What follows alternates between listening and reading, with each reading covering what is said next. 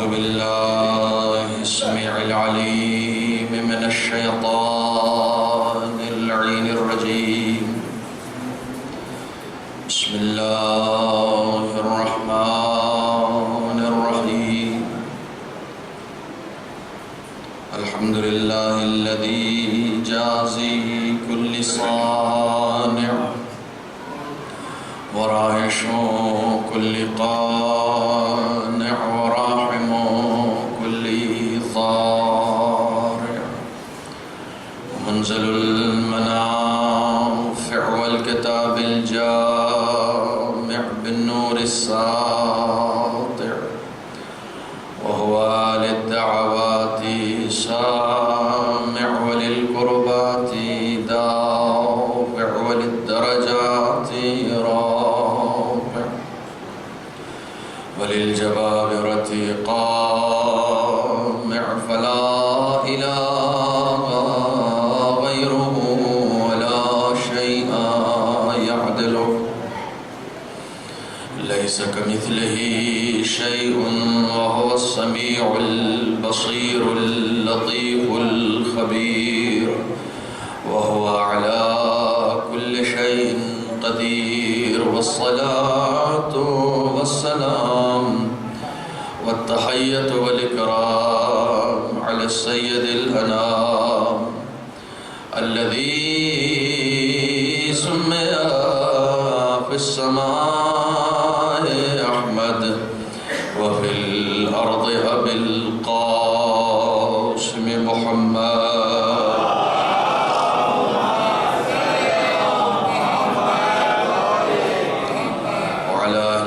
الطيبين الطاهرين المعصومين المظلومين الذين أذهب الله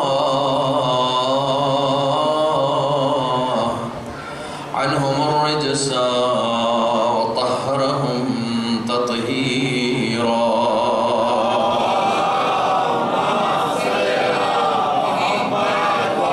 واللعنة الدائمة الباقية على أعدائهم وراسب حقوقهم ومنكري فضائلهم أجمعين. أما بعد فقد قال الله الحكيم في القرآن الكريم بسم الله الرحمن الرحيم ولتكن منكم أمة يدعون إلى الخير ويأمرون بالمعروف وينهون عن المنكر وأولئك هم المفلحون.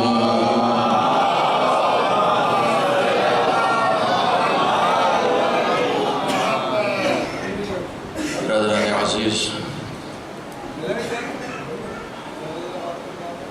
کربلائی اخلاقیات کے حوالے سے جس سلسلہ گفتگو کو آپ مسلسل سماعت فرما رہے ہیں، آج اس کی 5ویں اور آخری قسط ہدیہ سماعت ہے. اپنی گفتگو شروع کرنے سے پہلے اس بات کا اعتراف کرتا چلوں کہ ان موضوعات پر حقیقی معنوں میں گفتگو کا حق ہم جیسے طالب علموں سے ادا نہیں ہو سکتا. ہماری ایک کوشش ہوتی ہے کہ کربلا سے ملنے والے اسباق اور دروس اور لیسنز جنہیں ہم اپنی زندگی کا حصہ بنا سکتے ہیں، جو کچھ بھی اپنی اس کم علمی اور بے معرفتی کے ساتھ اس دیار سے ہمیں حاصل ہوتا ہے، ہماری یہ کوشش ہوتی ہے کہ ان اسباب کو آپ کے سامنے سنایا جائے، دہرایا جائے. یقین جانیے اگر اس میں علم کا کوئی پہلو نہیں ہوگا، کوئی گوشہ نہیں ہوگا، عرفان کا کوئی پہلو نہیں ہوگا، کوئی گوشہ نہیں ہوگا، تو کم از کم جتنی دیر ہم یہاں پر بیٹھ کر صرف حسین کا نام بھی لے رہے ہوتے ہیں یا اس نام کو سن بھی رہے ہوتے ہیں تو اس نام کا اپنا ایک اثر ہوتا ہے جو ہمارے قلوب کو منور کر رہا ہوتا ہے۔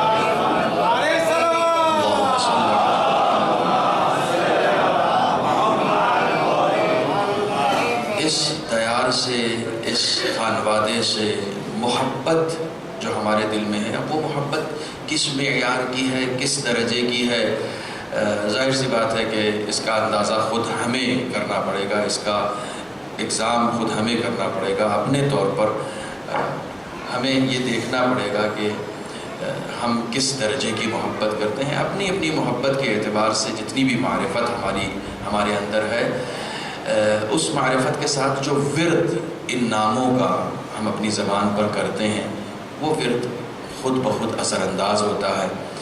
قرآن مجید کی آیت ہے وَلِلَّهِ الْأَسْمَاءُ الْحُسْنَى فَادْعُوهُ بِهَا، اللہ کے لیے کچھ نیک نام ہیں، انہی نیک ناموں کے ساتھ اسے بلایا کرو۔ امام صادق علیہ السلام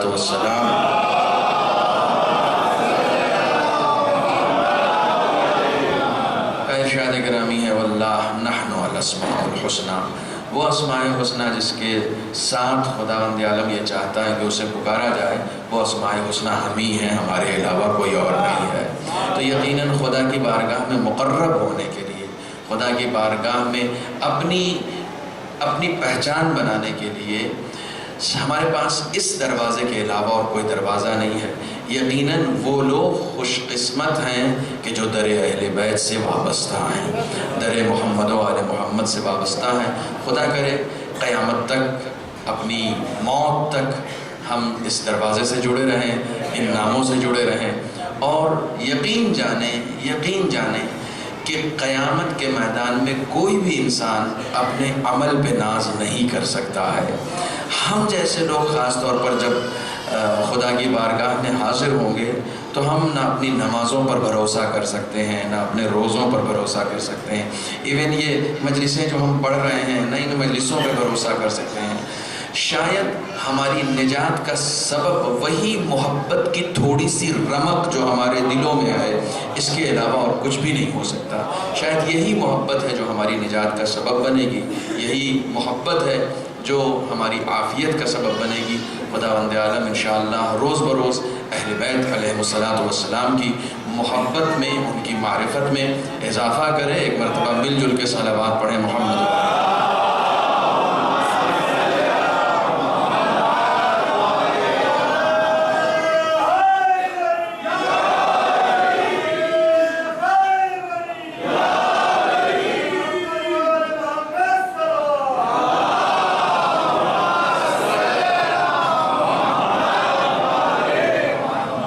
اکثر یہ عرض کرتا ہوں کہ میں ہر مجلس کو اپنی زندگی کی آخری مجلس سمجھ کر پڑھتا ہوں کہ پتہ نہیں آج اس کے بعد پھر ممبر پر بیٹھنے کا موقع نصیب ہو یا نہ ہو۔ یہ حکم نماز کے لیے ہے کہ اپنی ہر نماز کو اپنی آخری نماز سمجھ کر پڑھو۔ یقین جانے جب ہم اپنی ہر نماز کو اپنی زندگی کی آخری نماز سمجھ کے پڑھیں گے تو تھوڑی سی توجہ اس نماز میں خود بخود آ جائے گی کہ پتہ نہیں اس کے بعد پڑھنے کا موقع ملے نہیں ملے، لیکن ہمارے نزدیک مجلس حسین نماز سے کم نہیں ہے۔ جو نماز اور مجلس شبیر کو ٹکراتے ہیں وہ در حقیقت اپنے علم کے فقدان کا اظہار کرتے ہیں، اس کے علاوہ اور کچھ بھی نہیں ہے، کیونکہ یہ مجلسیں ہیں جنہوں نے نماز کو بچایا ہے۔ یہی کربلا ہے جس نے نماز کی حفاظت کی ہے، یہی کربلا ہے جس نے خدا کے دین کی حفاظت کی ہے۔ بعض لوگ اس خوش فہمی میں مبتلا ہوتے ہیں کہ اب پتہ نہیں کس طرح کے اعتقادات ہیں جن کو ہوا دی جاتی ہے کہ مجلس کی قضا ہے اور نماز کی قضا ہے اور مجلس کی قضا نہیں ہے۔ یہ صرف خرافات ہیں جن کو ہمارے درمیان بڑھاوا دیا جا رہا ہے۔ آج سے نہیں، ایک زمانے سے بہت سارے خرافات کو ہمارے درمیان ہم لوگ جو علی کی محبت اور معرفت اپنے دلوں میں رکھتے ہیں وہ بلی کے راستہ کاٹنے سے بھی ڈر جاتے ہیں۔ یہ خرافات ہے کہ جو ایک زمانے سے پروان چڑھی ہوئی ہے ہمارے۔ میں نے دیکھا ہے، میں مجلس پڑھنے جا رہا ہوں، ایک صاحب ڈرائیو کر رہے ہیں، شیعہ ہیں، نوحہ چلا رہے ہیں، اور اس کے بعد بلی راستہ کاٹ گئی، تھوڑی دیر گاڑی کھڑی کر کے رک گئے۔ کہنے لگے، میں نے کہا کیا ہو گیا، آپ بیچ سڑک پہ رک کیوں گئے؟ کہنے لگے مولانا بلی راستہ کاٹ گئی۔ میں نے کہا واہ، یہ کون سا علی والا ہے جو بلیوں سے ڈرتا ہے؟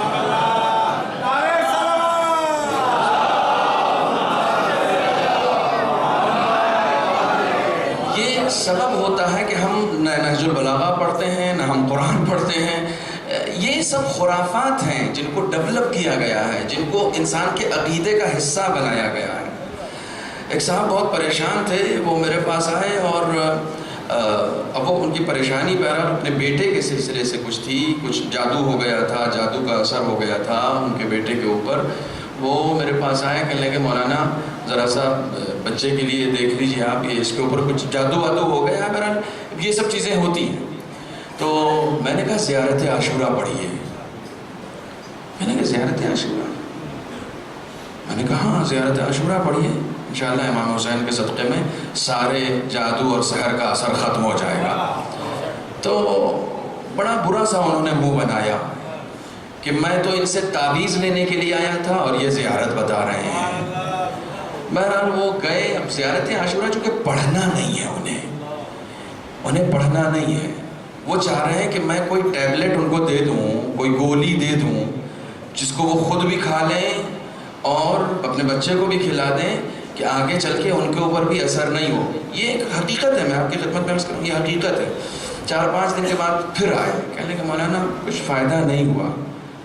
میں نے کہا اچھا میں ابھی علاج کرتا ہوں۔ میں نے کاغذ اٹھایا اور اس پر کچھ چائنیز زبان میں، کچھ جیپنیز زبان میں کچھ اسٹار بنائے، کچھ خط کھینچا، توجہ فرما رہے ہیں، یہ سب کھینچ کے اور اس کے بعد پھر ان کو موڑ ماڑ کے دے دیا۔ میں نے کہا یہ تعویذ ہے، رکھ لیجئے۔ کہنے لگے مول صاحب پہلے ہی کر دیتے، یہ جس دن میں آیا تھا اسی دن کر دیتے۔ اور اس کے بڑے خوش ہو کے چلے گئے کہ زیارت عاشورہ کا اثر ہو یا نہ ہو، ان چیزوں کا اثر ضرور ہو جائے گا۔ یہ عقیدے کی نادرستگی ہے، یہ عقیدے کا ضعف ہے کہ ہم ایک ایسے تانترک کے قلم کے ہیر پھیر پر تو یقین رکھتے ہیں، زیارت عاشورہ پہ یقین نہیں رکھتے۔ اس کے اوپر یقین کو کچھ لکھ کے دے دیا، یہ کر دیا، کیا ہے یہ؟ کس نے کہہ دیا تم سے ان چیزوں کا اثر ہو جائے گا؟ دین نے کہا تھا قرآن پڑھو، ہم نے تعویذ بنا کے گلے میں لٹکا دیا، معلوم ہوا قرآن کے ہم عقیدے بنے۔ قرآن تعویذ میں لٹکانے کے لیے نہیں ہے، قرآن اس لیے ہے کہ ہم اس کو پڑھیں، اس کا مطالعہ کریں، اس سے سبق حاصل کریں۔ قرآن اس لیے ہے۔ ہم لوگ زیادہ تر تعویذوں پر ڈیپینڈ ہو گئے ہیں۔ یہ خرافات ہیں جن کو ڈیولپ کیا گیا ہے، توجہ فرمائیے گا، یہ خرافات ہیں کہ جن کو ڈیولپ کیا گیا ہے، اور اس حد تک ڈیولپ کیا گیا ہے کہ اپنے عمل سے زیادہ ان تعویذوں پر بھروسہ ہونے لگا ہے۔ ٹھیک ہے، ان تعویذ یہ تھوڑا سا ادھر ادھر کچھ لکھ کے دے دیا، ظاہر سی بات ہے اس کا اثر نہیں ہونا، اس کا اثر نہیں ہونا۔ ایک صلوات پڑھیں محمد و علیہ۔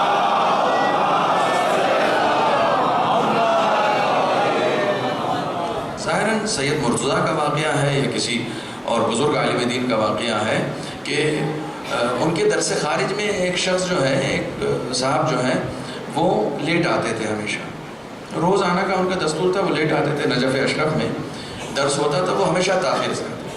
تو ایک دن انہوں نے مرجع تقلید نے انہیں ٹوک دیا کہ یہ کیا بات ہے، آپ درس میں ہمیشہ تاخیر سے آتے ہیں، وقت سے آئے دیجیے۔ کہا حضور میں دجلہ کے اس پار رہتا ہوں، دریائے دجلہ جو ہے عراق، میں اس پار رہتا ہوں، تو کئی مرتبہ کشتی نہیں ملتی ہے ہم کو یہاں آنے کے لیے، تو میں ہمیشہ تاخیر ہو جاتی ہے مجھے، کئی مرتبہ کشتی بھری رہتی ہے، پھر وہ جب دوبارہ آتا ہے تب لے کر جاتا ہے۔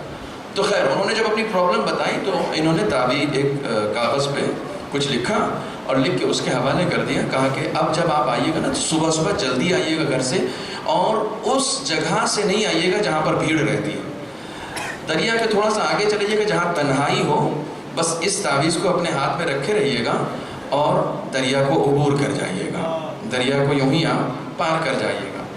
تو وہ بڑے خوش ہوئے کہ صاحب اب نہ ناؤ کی ضرورت ہے نہ کشتی کی ضرورت ہے، اور وہ تعویذ انہوں نے ہاتھ میں رکھ لی اور دریا پار کر کے آنے لگے، پھر وقت سے آنے لگے۔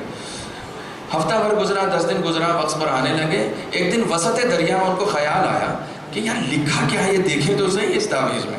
تو وہ تعویذ انہوں نے جیب سے نکالیا، دیکھا لکھا ہے بسم اللہ الرحمن الرحیم، بسم اللہ الرحمن۔ تو فوراً جیسے ہی دیکھا تو کہا ہے بسم اللہ، وہیں ڈوب گئے، وہیں ڈوب گئے۔ کیوں؟ ہمیں قدر نہیں معلوم ہے کہ ہمارے پاس ہے کیا، سب سے بڑا مسئلہ یہ۔ ہم بے معنی الفاظ کے اوپر تو بھروسہ کرتے ہیں، قرآن کے معارف پر بھروسہ نہیں کرتے ہیں۔ تانترک کی تحریر پر تو بھروسہ کرتے ہیں، خدا کی تحریر پر بھروسہ نہیں کرتے ہیں۔ خدا کی تحریر اصل میں بے عقیدگی ہے جو ہمیں ڈبا رہی ہے۔ اس میں پوری مجلس تھی یہ جملہ جو میں نے کہا، ہمیں جو ڈبا رہی ہے وہ ہماری بے عقیدگی ہے۔ اپنا عقیدہ سنوار لو، عمل خود بخود سنور جائے گا۔ اگر ایک انسان کو یہ یقین ہو جائے کہ واقعاً اہل بیت، قرآن، یہ وہ چیزیں ہیں جو ہمیں نجات عطا کریں گی، جو ہمیں عافیت عطا کریں گی، تو یقین جانے دنیا کے کسی سحر اور جادو کا اثر آپ کے اوپر نہیں ہو سکتا۔ خرافات کو بہرحال اپنے یہاں سے دور کریں، مجلسوں کے وقت کے لیے یہ لحاظ رکھیں کہ ان مجلسوں کو انہی اوقات میں رکھا جائے جو نماز سے نہ ٹکرائیں۔ امام حسین نے کربلا کی جنگ کو روک دیا تھا نماز کے لیے، کربلا کی جنگ کو روک، یعنی جو کربلا، جس کربلا کے لیے آپ یہاں بیٹھے ہوئے ہیں، اس کربلا کے انعقاد کو امام حسین نے روک دیا تھا کہ رک جاؤ، پہلے ہم نماز پڑھ لیں۔ توجہ فرمانے، نماز سے ان مجلسوں کو ٹکرانے والا حسینی فکر کا نہیں ہو سکتا ہے، کبھی بھی نہیں ہو سکتا، کیونکہ جو حسینی فکر، امام حسین نے نماز کو، امام سید سجاد سے جب کسی نے شام میں پوچھا کہ آپ کی جیت ہوئی یا ہار ہوئی، تو آپ نے کہا رک جاؤ، اذان ہو جانے دو۔ اگر اذان میں میرے جد کا نام لیا جائے تو میری جیت ہوئی ہے، یزید کے جد کا نام لیا جائے تو اس کی جیت ہوئی ہے۔ مقصد اذان کی حفاظت تھی، مقصد نماز کی حفاظت تھی۔ اگر اذان اور نماز کی ہم حفاظت نہیں کر سکتے ان مجلسوں میں آ کے، تو پھر ہم کچھ بھی نہیں کر سکتے، پھر ہم سے کوئی توقع نہ کرے کہ ہم کیا کر سکتے ہیں۔ ایک صلوات پڑھیں محمد و آل محمد۔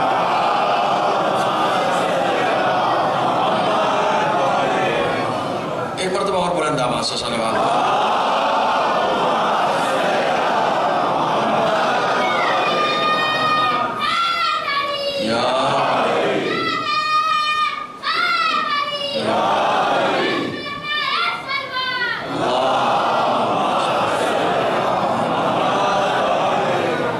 بہرحال یہ ہمارا موضوع نہیں تھا، لیکن وسط میں بات آ گئی اس لیے عرض کر دیا۔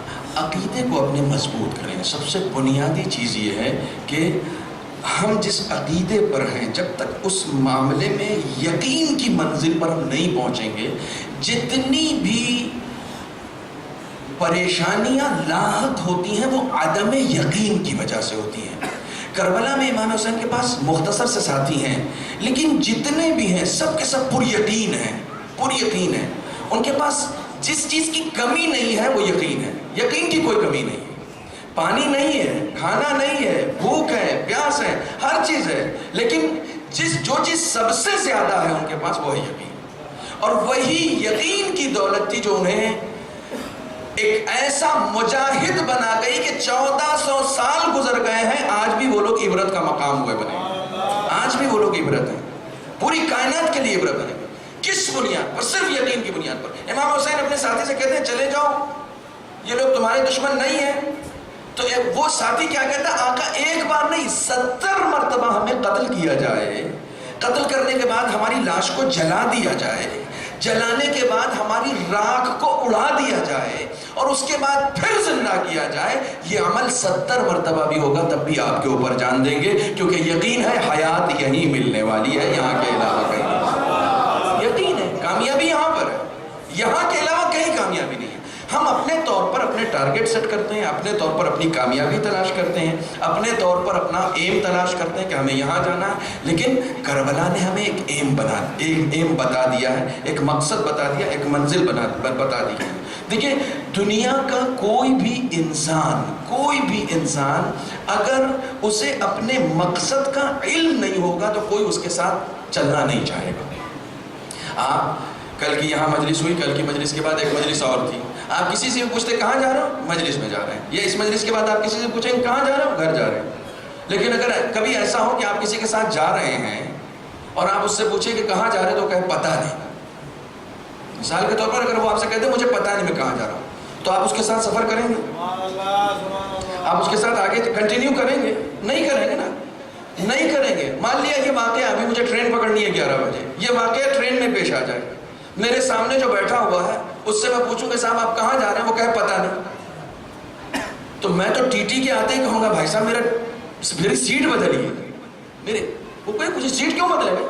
کب میرے سامنے جو ہے اس کو معلوم نہیں کہاں جا رہا ہے، یعنی جسے اپنے مقصد کا علم نہیں ہوتا وہ دیوانہ ہوا کرتا ہے، دانا نہیں ہوا کرتا۔ دیوانہ ہے، اس کو معلوم ہی نہیں کہ کہاں جا رہا ہو، اس کا سفر ہے کہاں۔ ایک عام انسان اپنی زندگی میں کسی ایسے انسان کے ساتھ نہیں چل سکتا جسے اپنے مقصد کا پتہ نہ ہو، اپنی منزل کا پتہ نہ ہو۔ تو پھر ہم لوگ جنہیں اپنے مقصد کا اگر پتہ نہیں ہوگا تو ہم کسی کے ساتھ چل نہیں سکتے۔ ایک مقصد ہے، ایک ٹارگٹ ہے، اس ٹارگٹ تک پہنچنا، اس ٹارگٹ تک پہنچنا۔ کیسے پہنچنا ہے؟ اخلاقیات کے ذریعے سے پہنچنا ہے۔ زیادہ سفر کیا ہوگا؟ اخلاقیات۔ دیکھیے اخلاقیات کا تعلق صرف اور صرف اسی دنیا سے ہے، اسی دنیا سے۔ جتنی بھی اخلاقیات ہیں ان سب کا تعلق صرف لوگوں سے ہے، آپسی رشتوں سے ہے، صرف اور صرف آپسی رشتوں سے۔ مجھے تعجب ہوتا ہے کہ ایک زمانے میں ہندوستان میں بہت کم تھا لیکن اس وقت بہت زیادہ ہو گیا۔ ہمارے معاشرے میں طلاق کا آمار جو ہے وہ بڑھتا چلا جا رہا ہے ہمارے معاشرے میں۔ اس کا مطلب یہ کہ وہ آداب اسلامی، وہ اخلاق اسلامی جو ہونے چاہیے تھے وہ نہیں ہے۔ اگر ہوتے، یعنی وہ اہل بیت ہماری زندگی میں نہیں ہے جو ہونے چاہیے تھے۔ جو اہل بیت کا کردار ہماری زندگی، میں بالکل عملی بات کر رہا ہوں، بالکل عملی بات کر رہا ہوں۔ اہل بیت کا کردار ہماری زندگی میں نہیں ہے۔ اگر ہوتا تو اہل بیت کے کردار سے ہمیں کم سے کم ایک سبق مل جاتا کہ یہ وہ ہستیاں ہیں جو اپنی بیویوں کے ہاتھوں زہر تو کھا لیتی ہیں، طلاق نہیں دیتی ہیں۔ زہر کھا لے، طلاق نہیں دیتے، طلاق نہیں دیتے۔ رسول اکرم نے طلاق نہیں دیا، دوسرے معصومین نے طلاق نہیں دیا طلاق۔ کیوں؟ اس لیے کہ انہوں نے فرمایا تھا کہ طلاق منفور ترین چیز ہے۔ خداوند عالم جس سے سب سے زیادہ بیزار ہے، سب سے زیادہ نفرت کرتا ہے، وہ یہ طلاق ہے۔ لہذا بچوں کی تربیت ایسے کریں کہ یہ نوبت نہ آئے ہمارے معاشرے میں، یہ نوبت نہ آئے۔ یہ سب سے زیادہ بڑھ رہا ہے۔ خداوند عالم ہم سب کو محفوظ رکھے اور توفیق دے کہ بہرحال ہم اپنے آپ کو مزین کر سکیں۔ میں اب یہاں سے اپنی گفتگو کو آگے بڑھا رہا ہوں کہ ہمیں اخلاقیات اسلامی سے مزین ہونا ہے۔ ہمیں آج میں کربلا کی ایک آدھ اور اخلاقیات کا پہلو انشاءاللہ آپ کی خدمت میں عرض کروں گا۔ سب سے پہلے بات یہاں سے شروع کرتے ہیں کہ کس طریقے سے ہمیں مزین کرنا ہے اپنے آپ کو، کس طریقے سے۔ مثال کے طور پر یہ وہ زمانہ ہے جو موسم کے بدلنے کا زمانہ ہے۔ ابھی گرمیاں جا رہی ہیں، حالانکہ گرمی اچھی خاصی ہے لیکن اب گرمی رخصت ہونے والی اور سردیاں آنے والی ہیں۔ سب سے زیادہ اس وقت وائرل فیور چلا ہوا ہے نا۔ پہلی محرم کو مجھے بھی ہو گیا اور تقریباً 9 دن تک، یعنی 9 محرم تک ٹرپ چڑھتی رہی مجھے، اور میں اسی میں مجلس سے بھی پڑھتا رہا۔ معلوم ہوا ڈینگو بھی ہو گیا اور ٹائیفائڈ بھی ہو گیا۔ یہ سنا نہیں رہا ہوں آپ کو، میں بتا رہا ہوں کہ یہ ڈینگو اور ٹائیفائڈ پتہ کیسے چلا۔ ڈاکٹر نے فوراً دوا نہیں دی مجھے، اس نے دیکھا بخار ہے تو اس نے فوراً دوا نہیں دی۔ اس نے سب سے پہلے کیا کیا؟ ڈائگنوس۔ اس نے پیپر پہ دوائیں نہیں لکھی، پہلے تجربہ لکھا کہ مثلا ان کو کن کن چیزوں کی جانچ ٹیسٹ کرانا ہے۔ توجہ فرمائیے گا، سب سے پہلے بیماری کے علاج کے لیے ضروری ہے کہ بیماری کا پتہ لگایا جائے کہ بیماری کیا ہے۔ توجہ فرمائیے گا، میں کچھ عرض کرنا چاہ رہا ہوں۔ بیماری کے علاج کے لیے اچھا طبیب وہی ہوتا ہے جو بغیر بیماری کو مشخص کیے دوا نہ دے۔ جب تک بیماری مشخص نہ ہو جائے، معین نہ ہو جائے، پہچان میں نہ آ جائے، اس وقت تک علاج نہیں ہوتا۔ ہر عاقل اور ہر حکیم اور ہر طبیب اور ہر دانشور کا اصول یہی ہے کہ جب تک وہ پہچان نہیں لیتا ہے کہ بیماری کیا ہے، اس وقت تک علاج نہیں کرتا۔ پہلے اپنی بیماریوں کو پہچان۔ ہمارے اندر بیماریاں کیا ہیں؟ یہ سب بیماریاں جسم کی بیماریاں ہیں۔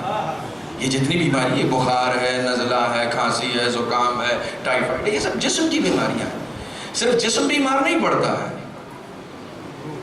روح بھی بیمار پڑتی ہے، روح بھی بیمار پڑتی ہے۔ جیسے جسم بیمار پڑتا ہے ویسے ہی روح بیمار پڑتی ہے۔ ایک جملہ میں نے ظاہراً اس سے پہلے بھی آپ کی خدمت میں کہا تھا تاکہ ایک تنوع آ جائے آپ کے درمیان۔ یہ جسم کس چیز سے بنا؟ میں نے کہا نا خلق اور خلق یاد رکھیے گا۔ یہ جسم خلق سے تعلق ہے اس کا۔ جسم کس چیز سے بنا ہے؟ بولیے۔ مٹی سے بنا ہے، مٹی سے بنا ہے۔ یہ جسم جب بیمار پڑتا ہے تو اسی مٹی سے پیدا ہونے والی چیزوں میں اس کی شفا موجود ہے.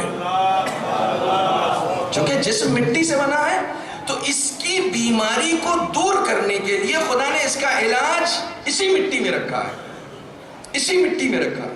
اور اسی مٹی سے اگنے والی چیزیں جو ہیں وہ ہمارے اندر کی بیماریوں کو دور کرتی ہیں.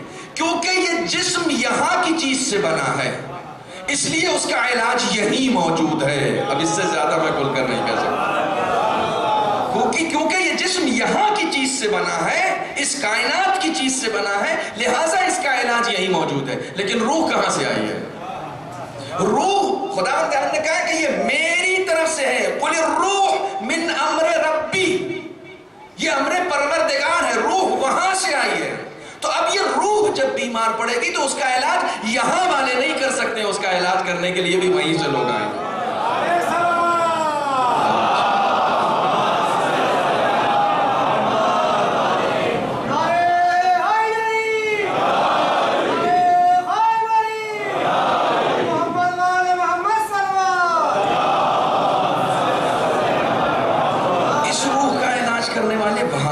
کیوں؟ اس لیے کہ روح کی شناسہ ہم الیکشن کر کے کسی معالج کو نہیں چن سکتے ہیں.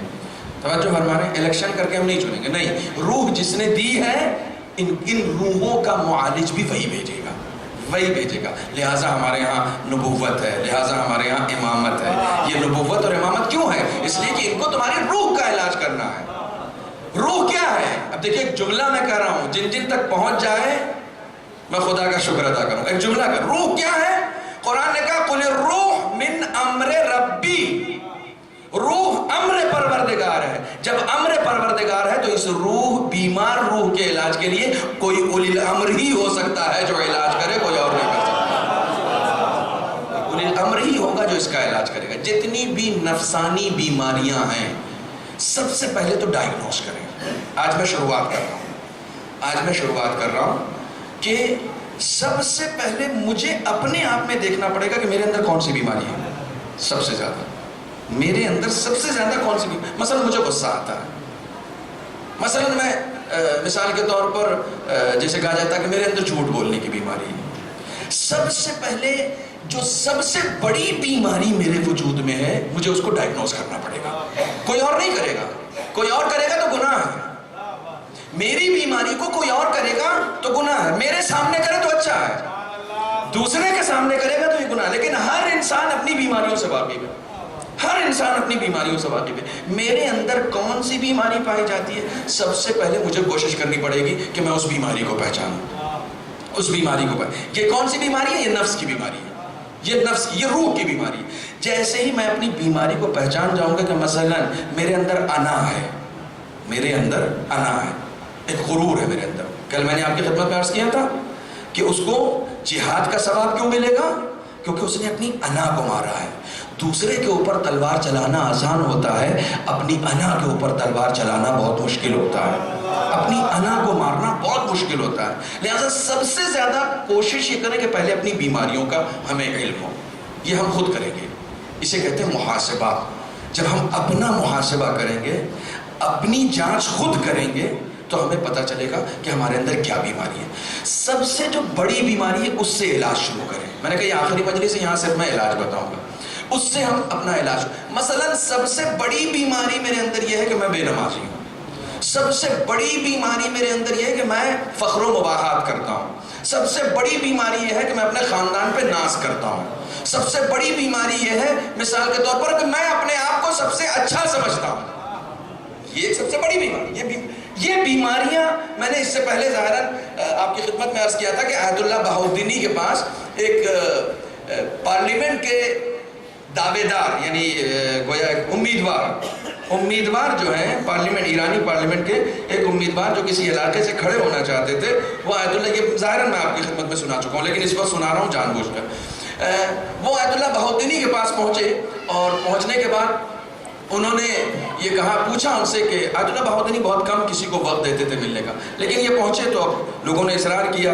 یہاں بھی ہوتا ہے, ہمارے یہاں بھی ہوتا ہے, لوگ اپنے دھرم گرو کے پاس جاتے ہیں الیکشن سے پہلے نا کہ ذرا سا کچھ آشیرواد وغیرہ لے لیں. تو وہ آشیرواد تو لینے نہیں گئے تھے, وہ مشورہ لینے گئے تھے. تو انہوں نے جا کے پوچھا کہ میں فلاں جگہ سے پارلیمنٹ کے ممبر کے لیے کھڑا ہو رہا ہوں اور امیدوار ہوں، تو آپ بتائیے کہ مجھے کھڑا ہونا چاہیے نہیں کھڑا ہونا چاہیے، کچھ نصیحت جو بھی ہو آپ مجھے فرمائیے۔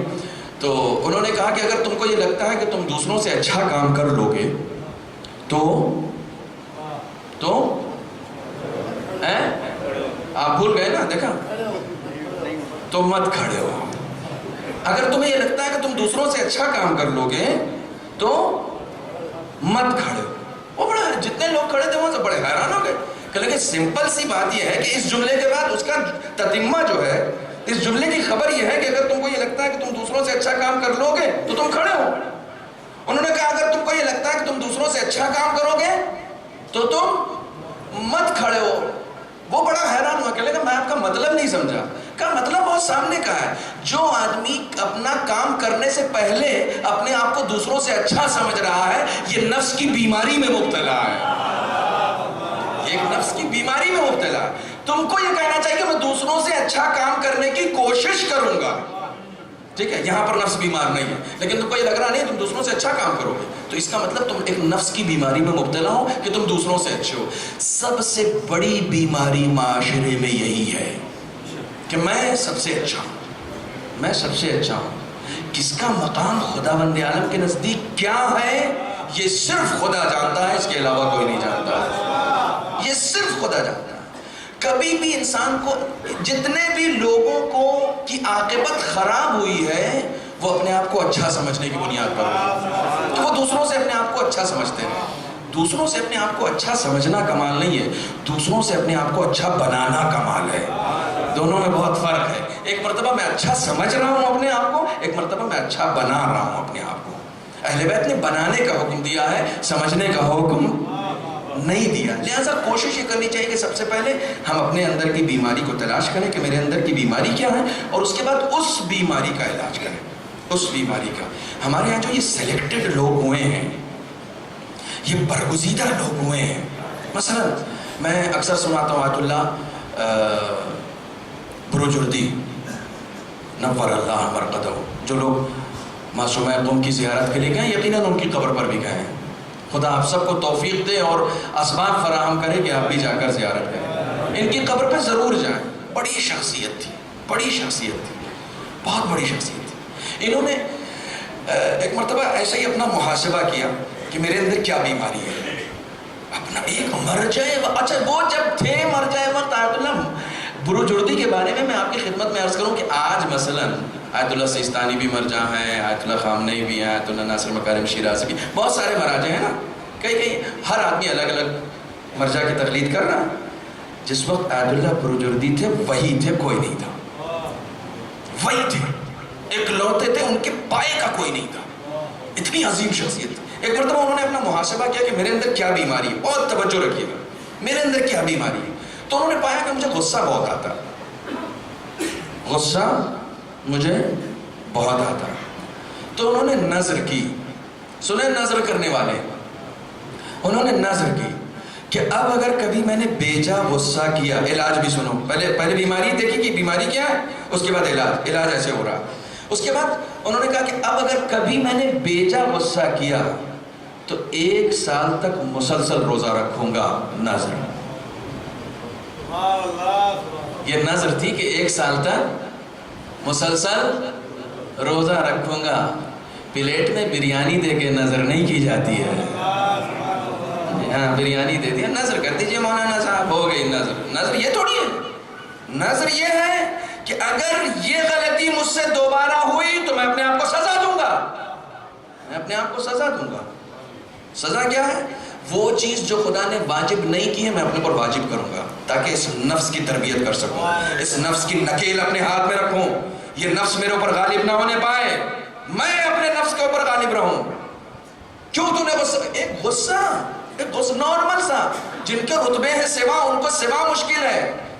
یہاں ہم محرمات میں پڑھ رہے ہوتے ہیں، بیماریاں ہمارے اندر ہوتی ہیں، ہم اس کے علاج کی فکر نہیں کرتے۔ یہاں ایک تھوڑا سا غصہ، کہا اگر کبھی بیجا غصہ کروں گا تو 1 سال تک روزہ رکھوں گا۔ یہ نظر اپنے اوپر شرعی نظر واجب کر لی۔ آج بھی مجھ سے ایک سوال ہوا کہ میں نے پچھلے سال آپ کی خدمت میں پڑھا تھا کہ بنگلور کے کسی علاقے میں لوگ نظریں کرتے ہیں کہ بچہ پیدا ہو گیا ہمارے یہاں لڑکا ہوا تو اس کو سید سجاد بنائیں گے، ہے نا؟ یہ نظر کی. اچھا سید سجاد بنائیں گے تو کیا مطلب؟ سید سجاد بنائیں گے کا مطلب یہ ہے کہ اس کو 25 محرم کو زنجیر اور بیڑی اور یہ سب پہنا کے سید سجاد. استغفر اللہ استغفر اللہ. وہ بچہ میرے پاس آیا، ابھی کی بات ہے، بچہ میرے پاس آیا، کہنے لگا مولوی صاحب میری والدہ یہی کرنا چاہ رہی ہیں میرے ساتھ. میں نے ان کو منع کر دیا. میں نے کہا ویل ڈن، بہت اچھا بہت اچھا. منع کیا تو اس نے بتایا کہ آپ کی پچھلے سال کی مجلس سنی تھی. میں نے اپنی والدہ سے یہی کہا کہ مولانا نے منع کیا، یہ نظر نہیں ہے. اصل یہ نظر ویلڈ نہیں ہے، یہ نظر ویلڈ نہیں ہے. میں نے کہا اب اپنی والدہ سے جا کے آپ ایک پیغام دے دینا، آپ نے یہ نظر کی تھی کہ جو کام شمر نے کیا تھا وہ کام میں کروں گی. سوچئے سوچئے، جو کام شمر نے کیا تھا وہ میں کروں گی. شمر نے سید سجاد کو زنجیریں پہنائی تھی، میں اپنے بیٹے کو پہناؤں گی. یہ کام شمر نے کیا تھا. یہ نظر ہے، یہ نظر ہے. نظر کرو اگر خدا نے بیٹا دیا تو سید سجاد کے دین پہ قربان کر دیں گے. یہ نظر کیجئے، یہ نظر کیجئے. اگر میرے یہاں بیٹا ہوا تو ہم اپنے بیٹے کو وہ علم سکھائیں گے جو سید سجاد کی میراث ہے. اللہم صلی اللہ. دیکھیے اثر تو ہوتا ہے، باتوں کا اثر تو ہوتا ہے، ٹھیک ہے، باتوں کا اثر ہوتا ہے. امام کا ارشاد ہے المؤمن یحتاج الی ثلاث خصال. مومن 3 خصلتوں کا محتاج ہوتا ہے. محتاج. امام کی لفظوں پہ غور کیجئے گا. کئی مرتبہ ایسا ہوتا ہے کچھ خصلتیں انسان کے لیے ضروری ہوتی ہیں، کچھ خصلتیں انسان کے لیے مستحب ہوتی ہیں، لیکن یہاں پر امام کہہ رہے ہیں کہ کچھ خصلتیں، 3 خصلتیں ایسی ہیں کہ جن کا ایک مومن محتاج ہوتا ہے، اسے ضرورت ہے، ہو ہی نہیں سکتا اس کے بنا سفر آگے بڑھ سکے. سب سے پہلی صفت توفیق من اللہ. سب سے پہلی چیز خدا بند عالم کی طرف سے توفیق ملنی چاہیے. آپ مجلسوں میں آ کے بیٹھے ہیں، میری بوجھل اور بغیر کسی انٹرٹینمنٹ کی جو گفتگو میں کر رہا ہوں اس کو برداشت کرنے کی جو توفیق مل گئی آپ کو، یہ بھی توفیق ہے، یہ بھی توفیق ہے.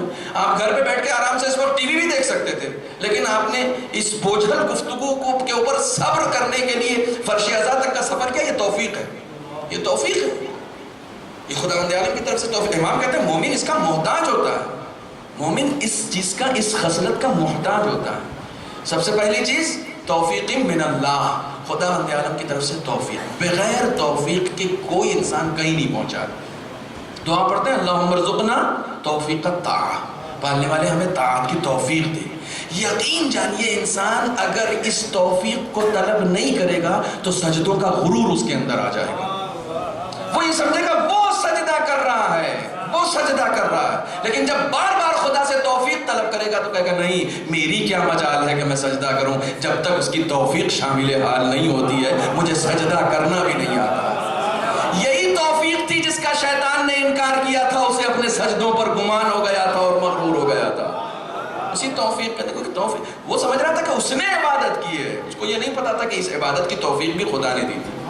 اچھے کاموں کی توفیق بھی خدا دیتا ہے، خدا دیتا ہے. انسان محتاج ہے اس توفیق کا، انسان محتاج ہے. حدیث سن لیجئے، یہ حدیث بہت گران قیمت حدیث ہے. اس کو بعض ہمارے نوجوان لکھتے بھی ہیں اور مجھے خوشی ہوتی ہے کہ یہ کلچر ہمارے یہاں ڈیولپ کر رہا ہے. توفیق من اللہ، خدا بند عالم کی طرف سے توفیق.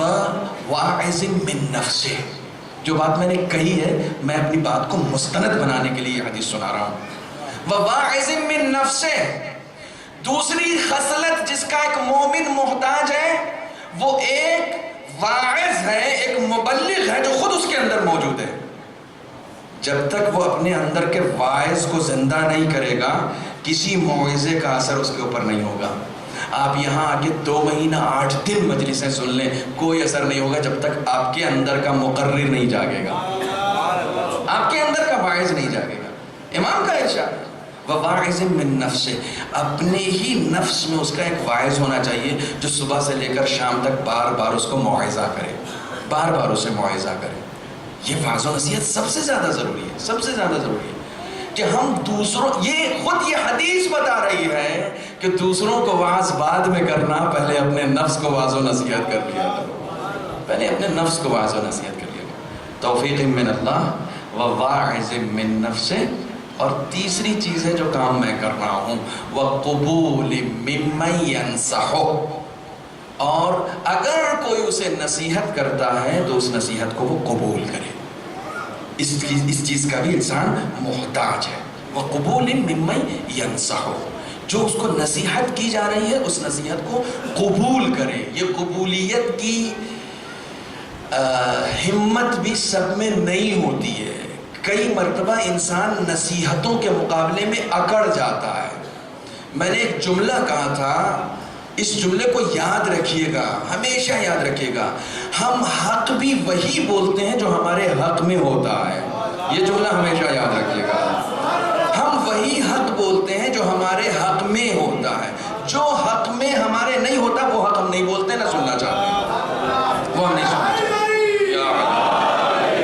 وہ ہم نہیں سننا چاہتے ہیں۔ لہٰذا قبول ممن ینصح بے حد ضروری ہے۔ وقت بہت تیزی سے گزر رہا ہے اور مجھے بھی تیزی سے گزرنا ہے۔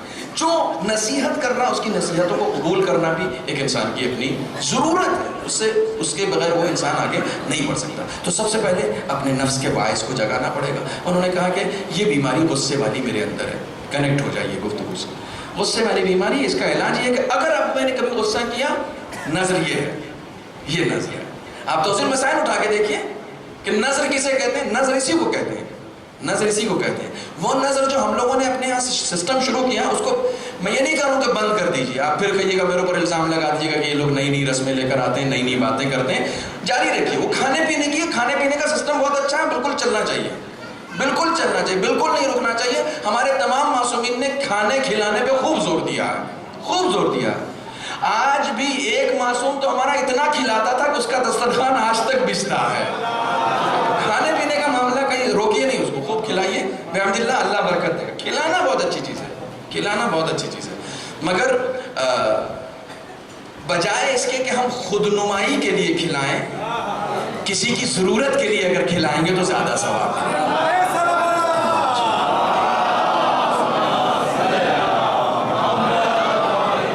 بہت سارے لوگ ایصال ثواب کرنا چاہتے ہیں۔ آج ہی ایک سوال ہمارے سے ایک خاتون نے بھی کیا تھا کہ مثلا یہ جو ہم ایصال ثواب کرتے ہیں محرم ایام اعظام میں، مثلا پہلی ہی محرم سورہ فاتحہ پڑھا دیا اور اپنے مرحومین کے لیے کچھ تقسیم کر دیا، تو اس پہ لوگ اعتراض کرنے لگے کہ محرم میں کچھ نہیں کرتے ہیں اس طریقے کا۔ ایصال ثواب جو ہے، خواتین خاص طور سے سن رہے ہیں، بعد میں اعتراض نہیں کیجیے گا کہ صاحب وہ محرم میں پہلی تاریخ سے اور 10ویں تاریخ تک جو ہے مثلا ٹھیک ہے، عاشور کے دن آپ چھوڑ دیں، لیکن 9 محرم تک آپ ایصال ثواب خوب کریں نا۔ کس نے منع کیا؟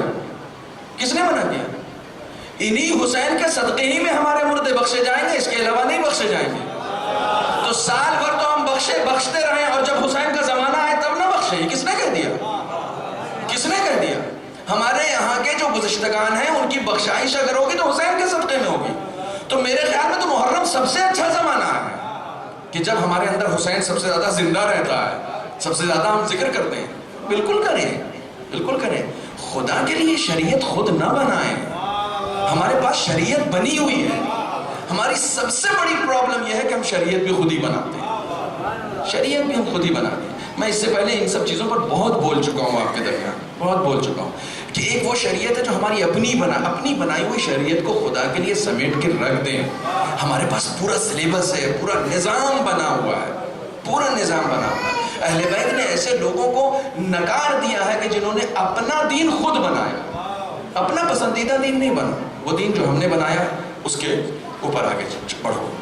ایک نظر سے کتنی جگہ جو ہے وہ بات ادھر ادھر ہو جاتی ہے، میری بات کو بھی نظر لگ جاتی ہے۔ صلوات پڑھیں محمد و آل محمد۔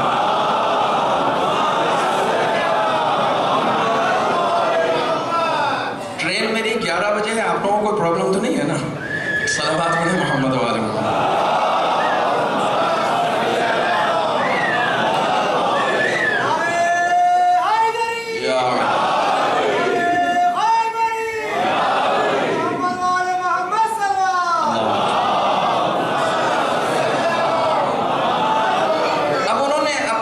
نفس نے ان کی بیماری کو بتا دیا کہ یہ بیماری ہے آپ کی اور اس کا یہ علاج ہے۔ ایک دن درس دے رہے تھے، درس کے دوران اچانک ایک طالب علم کھڑا ہو گیا. ہم لوگوں سے بھی ہوتا ہے، ہم لوگوں کو بھی غصہ آ جاتا ہے، کوئی بیجا اعتراض کرتا ہے تو غصہ آ جاتا ہے. ایک طالب علم، اچھا طالب علم کا مطلب یہ نہیں سمجھیے وہ کوئی بستہ لے کے آیا ہوا ہے. وہ جو اعتراض کیا وہ مرجع تقلید ہے، وہ درس دے رہا ہے. اس کے درس میں شریک ہونے والے 90% مجتہد ہوتے ہیں. مجتہدین اپنے آپ میں سب کے سب مجتہد ہوتے ہیں. جو درس سے خارج لے رہے ہیں وہ درجہ اجتہاد تک تقریباً پہنچ چکے ہوتے ہیں، وہ سب مجتہدین ہیں. تو ایک طالب علم ایک کونے سے کھڑا ہوا، اس نے کوئی اعتراض کر دیا آیت اللہ برجردی کے کسی درس پر، اور انہوں نے اس کا جواب دیا. پھر اس نے اعتراض کیا، مطلب ہوتا نا شق پہ شق نکلتی جاتی ہے، تو اس نے پھر اعتراض کیا، انہوں نے پھر اس کا جواب دیا، پھر اعتراض کیا، اس نے پھر جواب. 2-3 بار جب یہ ہو گیا تو انہوں نے کہا یہ مان نہیں رہا. تو اس کو ایک ایسا جملہ کہہ دیا، جو بھی ہو وہ جملہ مجھے نہیں معلوم ہے کیا کہا انہوں نے، لیکن ایک ایسی بات کہی کہ جس کے بعد اس کی ہمت نہیں ہوئی. اس کو لگا کہ آقا جو ہیں غصے ہو گئے ہیں، لہٰذا کنٹینیو کرنا ٹھیک نہیں ہے. تو وہ چپ چاپ سے سر جھکا کے بیٹھ گیا. انہوں نے درس کمپلیٹ کیا، گھر آئے تو فوراً اپنے آپ کو پکڑا. اپنے آپ کو پکڑنا بہت مشکل ہے. دوسروں کی گرفتاری بہت آسان ہے، اپنی گرفتاری بہت مشکل ہے. جی اپنے آپ کو پکڑا کہ یہ کیا ہوا؟ تم نے تو اپنے آپ کو نصیحت کی تھی کہ بیجا غصہ نہیں کرو گے. فوراً آیت اللہ خونساری کے پاس ایک آدمی کو بھیجا. آیت اللہ خونساری کی قبر بھی وہیں ہے. آیت اللہ مرشی نجفی جس وقت نماز پڑھاتے تھے حرم معصومہ میں صبح کی، اس کے بعد دوسری نماز ہوتی تھی، وہ بھی جماعت سے ہوتی تھی، وہ آیت اللہ خونساری پڑھاتے تھے. آیت اللہ خونساری ان کے شاگردوں میں تھے، آیت اللہ برجردی کے شاگردوں، خاص شاگردوں میں تھے. تو انہوں نے فوراً اپنے ایک طالب علم کو یا اپنے گھر کے کسی بچے کو آیت اللہ خونساری کے پاس بھیجا، کہا جلدی سے آ جاؤ میرے پاس، اگر پانی پی رہے ہو تو پانی رکھ دو، اتنی جلدی آؤ، جلدی آؤ میرے پاس. آیت اللہ خونساری اپنے گھر میں بیٹھے تو وہ آیت اللہ وہ بھی تھے، وہ بھی ان کے شاگرد تھے. جیسے ہی آیت اللہ برجردی کا میسنجر آیا، انہوں نے کہا کہ فوراً بلا رہے ہیں آپ کو، جس حال میں فوراً جائیے. تو انہوں نے فوراً اٹھ کے چلے گئے. انہوں نے کہا کہ وہ جس نے اعتراض کیا تھا اس کا پتہ جانتے ہو کہاں ہے وہ؟ کہا ہاں جانتے ہیں. کہا چلو جلدی چلو اس کے گھر چلو. کل کی بات کا بہت اثر ہوا بحمدللہ آپ کے اوپر، لہٰذا میں کنٹینیو کر رہا ہوں. کہا جلدی سے اس کے گھر چلو. تو آیت اللہ خونساری اسے بہت اچھی طریقے سے جانتے تھے، وہ ان کا دوست تھا، وہ طالب علم ان کا جاننے والا تھا بہت قریب. کہا وہ اس وقت مجلس میں گیا ہوا ہے اور کافی دیر رات میں وہ لوٹے گا، لہٰذا آپ صبح کی نماز کے بعد چلیں. سمجھ گئے کہ ماجرا کیا ہے، مرجع وقت سمجھ گئے ماجرا کیا. گھر آئے، انہوں نے کہا کہ صبح نماز کے بعد. تو آیت اللہ خونساری کہتے ہیں وہ مان کے کہنے چلو ٹھیک ہے صبح نماز کے فوراً بعد. آیت اللہ خونساری کہتے ہیں میں نماز پڑھ کے بیٹھا تھا، تعقیبات میری ختم ہوئی تھی کہ میرے گھر میں نوک کر دیا اور دیکھا آیت اللہ برجردی کھڑے ہوئے. چلو مرجع وقت اپنے شاگرد کے گھر پہ. کہا چلو. آیت اللہ خونساری کہتے ہیں میں فوراً تیار ہوا، تیار ہو کے گیا اور اس کے دروازے پر جا کے نوک کیا. تو اس وقت صبح اچھی خاصی نمودار ہو گئی تھی، وہ بھی اپنے گھر میں تعقیبات وغیرہ پڑھ رہے تھے.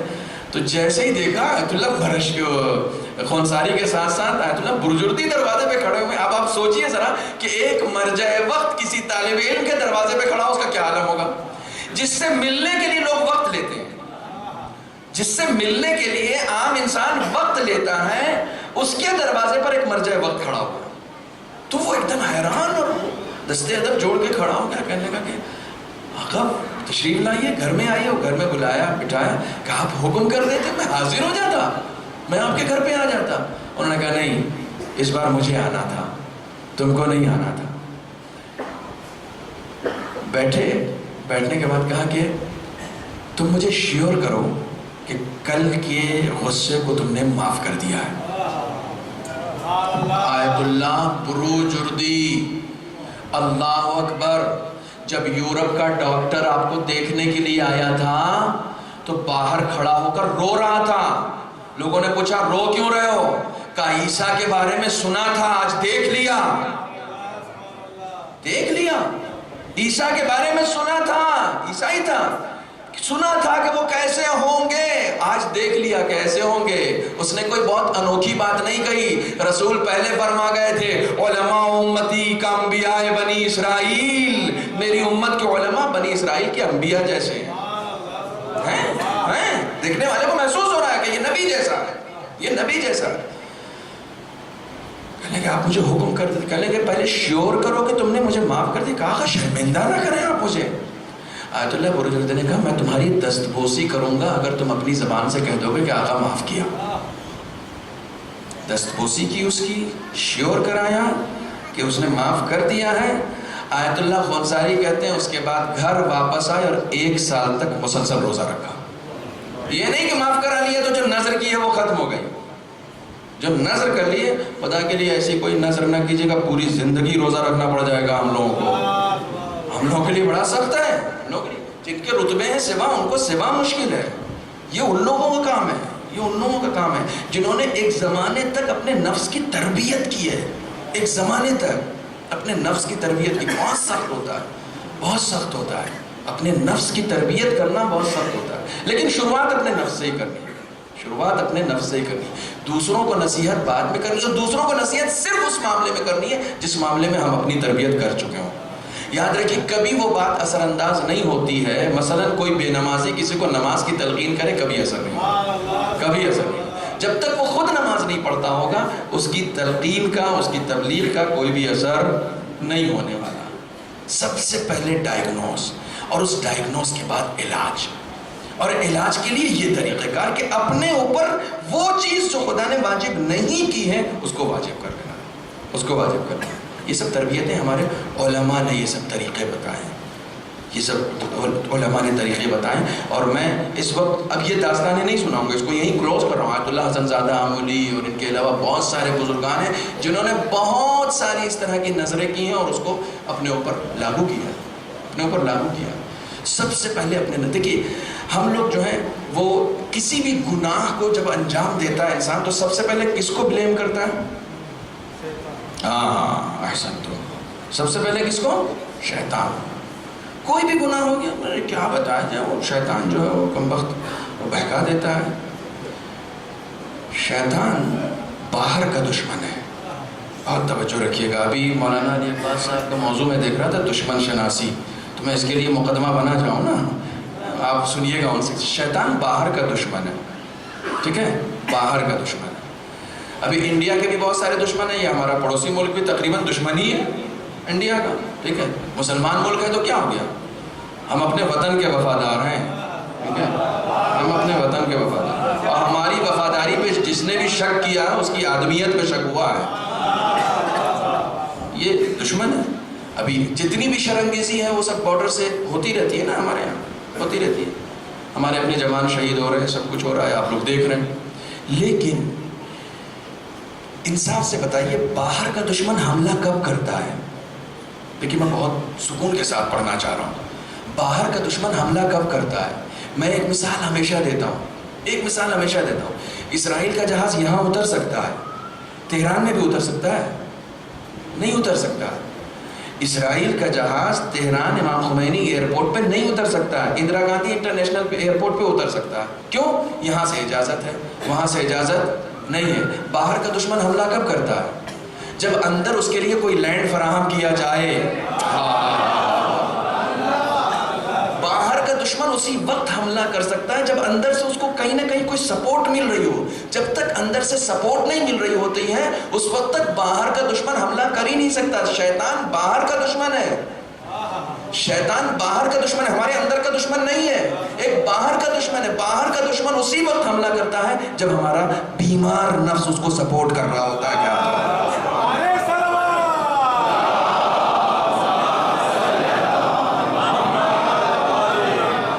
اس کے وسوسے کا پلین ہمارے بیمار نفس کے پورٹ پر اسی وقت لینڈ کرتا ہے جب ہمارا یہ بیمار نفس اجازت دیتا ہے. رسول اکرم ارشاد فرماتے ہیں اعدا عدوک نفسک التی بین جنبیک. یہ تمہارے اندر جو دل ہے نا، جو نفس ہے نا، وہ تمہارا سب سے بڑا دشمن ہے. اپنے اس دشمن کو پہچان لو. اگر اس دشمن سے الرٹ ہو گئے تو باہر کا دشمن تمہیں نقصان نہیں پہنچا سکتا، نہیں پہنچا سکتا. اپنے اس دشمن کو ہمیشہ زیر کر کے رکھو، اسے کبھی سر پہ نہ چڑھاؤ.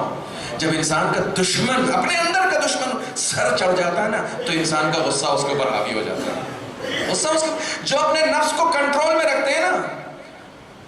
اب دیکھیے مجلسوں کا جملہ ہے یہ، چونکہ آپ کو لطف بھی اسی میں آتا ہے. جو اپنے نفس کے اوپر حکومت کر رہے ہوتے ہیں وہ دشمن کے سینے پہ سوار ہو کے بھی اتر آتے ہیں کیونکہ نفس کے اوپر حاکم.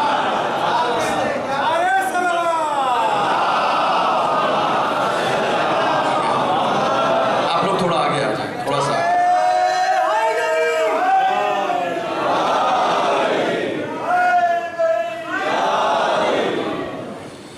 ایک صلوات پڑھیں محمد و آل محمد.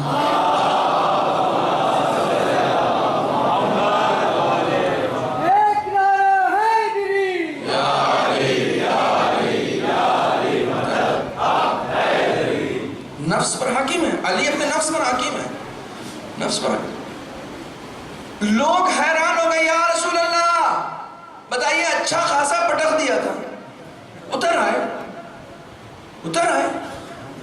رسول مطمئن ہے, رسول مطمئن ہے, رسول کے اندر بے چینی نہیں ہے.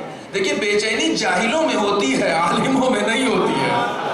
وہ سب جاہل ہو بے چین ہو گئے, وہ بے چین ہو گئے, ان کو معلوم نہیں ہے نا, رسول کو معلوم ہے علی ہے. علی کا کوئی کام حکمت سے خالی نہیں ہوتا. علی اگر اترا ہے تو کچھ نہ کچھ ریزن ہوگا. بعد میں کیا ہوا تھا, کہا وہ لعاب دہن ڈال دیا تھا. تو دیکھیے کام کو اپنے خدائی بنانا, تو کیا ہو گیا لعاب دہن ڈال دیا تھا, بس کہیں نفس شامل نہ ہو جائے. اپنا کل آیت اللہ کی بات بتائی تھی نا, جن کی زندگی میں علی ہوتا ہے نا وہی یہ کام کر سکتے ہیں, جن کی زندگی میں علی ہوتا ہے. کل رات کی مجلس میں نے کہا تھا مولائی ہونے کا مطلب میری زندگی میں علی حاکم ہے, علی حاکم, یہ مولائی ہونے کا مطلب ہوتا ہے. کہیں نفس شامل, کیونکہ خدا کے لیے اس کے سینے پر چڑھے ہوئے تھے. علی نے اپنی زندگی کے اس عمل سے یہ بتایا ہے کہ اگر تم کسی پر غضبناک بھی ہو تو اپنے نفس کو سکون دینے کے لیے نہیں بلکہ خدا کی رضا کے لیے اس کے اوپر غضبناک ہو, اس کے علاوہ نہیں. کسی سے تم غصے سے بات کر رہے ہو تو غصے سے بات کرنا بھی اپنے نفس کے غصے کی وجہ سے نہ ہو, اپنے نفس کے غصے کی وجہ سے نہ ہو. بہت ساری باتوں کو اگر ہم اگنور کرنا سیکھ جائیں گے نا, نظر انداز کرنا سیکھ جائیں گے, تو یقین جانیے اس نفس کی تربیت شروع ہو جائے گی, اس نفس کی تربیت شروع ہو جائے گی. یہ نفس انسان کو بے مہار کر کے چھوڑتا ہے. اس نفس کی جب تک مہار اپنے ہاتھ میں نہیں ہوگی تو یہ ستاتا رہے گا, انسان ستاتا رہے گا. کبھی خود خواہی میں مبتلا کر دے گا, کبھی خود نمائی میں مبتلا کر دے گا, کبھی انا میں مبتلا کر دے گا. یہ سب بیماری ہیں. جو اپنے نفس پر قابو پا لیتے کہ میری گفتگو سے کنیکٹ ہو جائیے, اب میں آگے بڑھ رہا ہوں, بس تھوڑی دیر اور, زیادہ زحمت نہیں لوں گا. جب اپنے کربلائی اخلاقیات سنا, جب یہ نفس میرے کنٹرول میں آ جاتا ہے نا تو میں شجاع بن جاتا ہوں, میں بہادر بن جاتا ہوں. پھر مجھے کوئی زیر نہیں کر سکتا, پھر مجھے کوئی زیر نہیں کر سکتا. پھر میں کسی باہر کی طاقت پہ بھروسہ نہیں کرتا ہوں. آپ کیا سمجھ رہے ہیں کہ اس وقت ایران جو ہے وہ اپنی ان اسلحوں کی وجہ سے امریکہ کو دھمکی دے رہا ہے, فوج کی وجہ سے امریکہ کو دھمکی دے رہا ہے؟ نا, یہ خوش فہمی میں مبتلا ہے لوگ کہ اسلحہ ہے, فوج ہے, فلانا ہے, نا, کچھ نہیں ہے. خدا پہ یقین ہے, سپر پاور وہ ہے, تو نہیں ہے. یہ نفس ہے, یہ نفس کنٹرول میں ہے. نفس تو کیا نقصان پہنچائے گا؟ انسان طاقتوں سے نہیں جیتتا ہے, شجاعتوں سے جیتتا ہے. طاقتیں کبھی کسی کو, اگر طاقتوں سے جیتنا ہوتا تو یزید جیت جاتا, یزید جیت جاتا, بہت ساری طاقت تھی اس کے پاس. اسلام نے طاقت اکٹھا کرنے کے لیے نہیں کہا, شجاعت اکٹھا کرنے کے لیے کہا. شجاعت کون اکٹھا کرے گا؟ جو اپنے نفس پر حاکم ہو. اس کا نفس اس کے اوپر حاکم نہیں ہوگا. یعنی ایک انسان اپنے آپ کو اس بلندی پر لے کر چلا جائے کہ اس کے اندر کا نفس بھی اس کے اوپر حکومت نہیں کر سکتا. جب میرا نفس میرے اوپر حکومت نہیں کر سکتا تو کوئی دوسرا کہاں سے کر لے گا؟ کہاں سے کر لے گا؟ ہو ہی نہیں سکتا. بہت گہری باتیں ہیں. میں اپنے نفس کو اپنے اوپر کبھی غالب نہیں ہونے دیتا. یہ علی نے سکھایا, یہ علی نے سکھایا. اس قدر اس نفس کو ذلیل کیا, اس قدر اس نفس کو اپنی حکومت میں رکھا, اس قدر اپنی حکومت میں رکھا کہ علی نے سوائے اطاعت کے کبھی کچھ نہیں کیا, کبھی کچھ نہیں کیا. اور تمام اہل بیت, اور خدا کو کہنا پڑا. دیکھیے بہت قیمتی فضائل کو اس گوشے سے دیکھا کریں. خدا کو کہنا پڑا وما تشاءون الا ان یشاء اللہ, تو کچھ نہیں چاہتے مگر یہ کہ جو خدا چاہتا ہے. یعنی ان کے اندر کوئی ایسی خواہش ہوتی ہی نہیں جو نفس کر رہا ہو. ان کی ساری خواہشیں خدا کی خواہشوں کے غلام ہوا کرتی ہیں.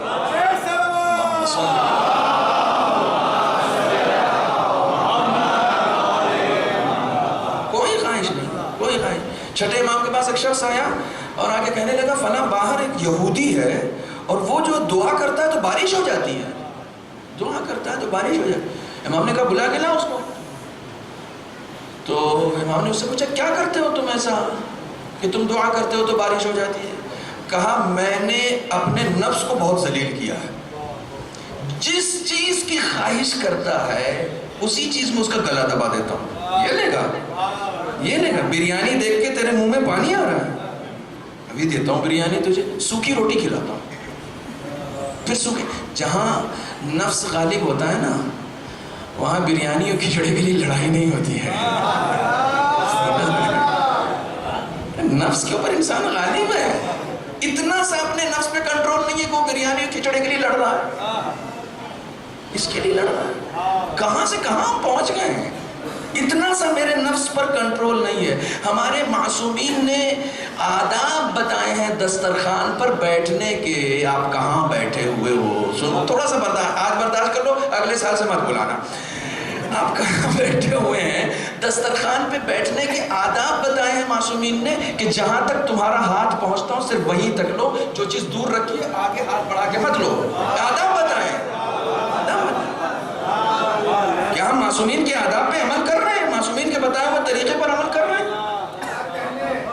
میں نے ابھی 3 مجلسیں رمضان المبارک میں، شاید یوٹیوب پر مل جائیں گے آپ، 3 مجلسیں رمضان المبارک میں شاہ مردہ میں صرف بھوک کے اوپر پڑھی، بھوک کو موضوع بنایا تھا۔ جی بھوک ایک نعمت ہے، بھوک اپنے آپ میں ایک نعمت ہے۔ اب بھوک پہ نہیں پڑھوں گا، مطمئن رہیے، آپ جانتے میں جدھر جاتا ہوں پھر ادھر نکل جاتا ہوں۔ بھوک اپنے آپ میں ایک نعمت ہے، اگر نعمت نہیں ہوتی تو خدا اپنے خاص مہینے میں نہ دیتا، بہت بڑی نعمت ہے، خاص مہینے میں دیا ہے، جس مہینے میں اس نے قرآن نازل کیا اسی مہینے میں بھوک کی نعمت بھی دی۔ کہ دیکھو تو، چکھو تو، تم کو کھانے میں وہ مزہ نہیں آئے گا جو بھوکے رہنے میں آئے گا۔ یہاں سے نفس کی تربیت ہوتی ہے، نفس کی تربیت۔ پیٹ کو خوش کرنا بہت آسان ہے، نفس کو ذلیل کرنا بہت مشکل ہے۔ ہم پیٹ کو خوش کر دیتے ہیں، نفس کو ذلیل نہیں، نفس کو ذلیل کرنا پڑے گا، کیونکہ وہ خواہش کر رہا ہے۔ کیوں خواہش کر رہا ہے؟ اس نے کہا کہ جو بھی خواہش میرا نفس کرتا ہے، کسی اچھی لمبی گاڑی کو دیکھا تو خواہش ہونے لگی، اونچے گھر کو دیکھا تو خواہش ہونے لگی، کسی کے اچھے لباس کو دیکھا تو خواہش ہونے لگی، کسی کے اچھے مقام و منصب کو دیکھا تو خواہش ہونے لگی۔ ان خواہشات کا جو لوگ گلا گھوٹتے ہیں وہ اپنے نفس کو مارتے ہیں۔ اسی لیے معصومین نے ارشاد فرمایا ہے کہ تم غنی ہونا چاہتے ہو، قناعت اختیار کرنا۔ قناعت کا مطلب یہ ہوتا ہے کہ جو خدا نے دیا ہے اسی کو خوش رہو۔ پھر وہی جملہ آئے گا، خدا کو راضی کرنا، خدا سے راضی رہو، خدا سے راضی، جو خدا نے دیا اس پر خوش رہو، اس پر شکر ادا کرو۔ محبت بہت دیا تم نے، بہت دیا، جو دیا ہے۔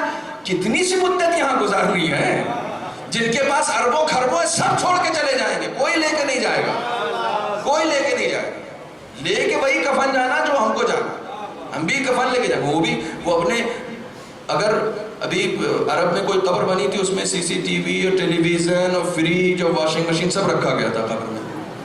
بدعقلی ہے، بدعقلی ہے۔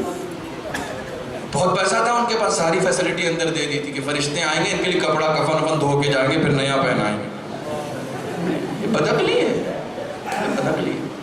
اپنے نفس کو کبھی غالب نہیں ہونے، کبھی اپنے نفس کو غالب، قناعت اختیار کرو۔ والد مرحوم مولانا وفا ملک پوری کا بہت مشہور شعر ہے، اکثر علماء کہتے ہیں کہ ہم لوگ جس منبر پر جاتے ہیں یہ شعر پڑھتے ہیں، کہتے ہیں وفا لباس قناعت کی ہے یہ پرکاری، وفا لباس قناعت کی ہے یہ پرکاری، فقیر شہر ہوں لیکن امیر لگتا ہوں، فقیر شہر ہوں لیکن امیر لگتا۔ امیری اس میں ہے کہ جو خدا نے دیا ہے اس پر خوش رہو، اس پر خوش رہو۔ پیسہ اکٹھا کرنے سے کوئی غنی نہیں ہوتا، خدا کی تقسیم پہ راضی رہنے سے غنی ہوا جاتا ہے۔ صلوات پڑھیں محمد و آل محمد۔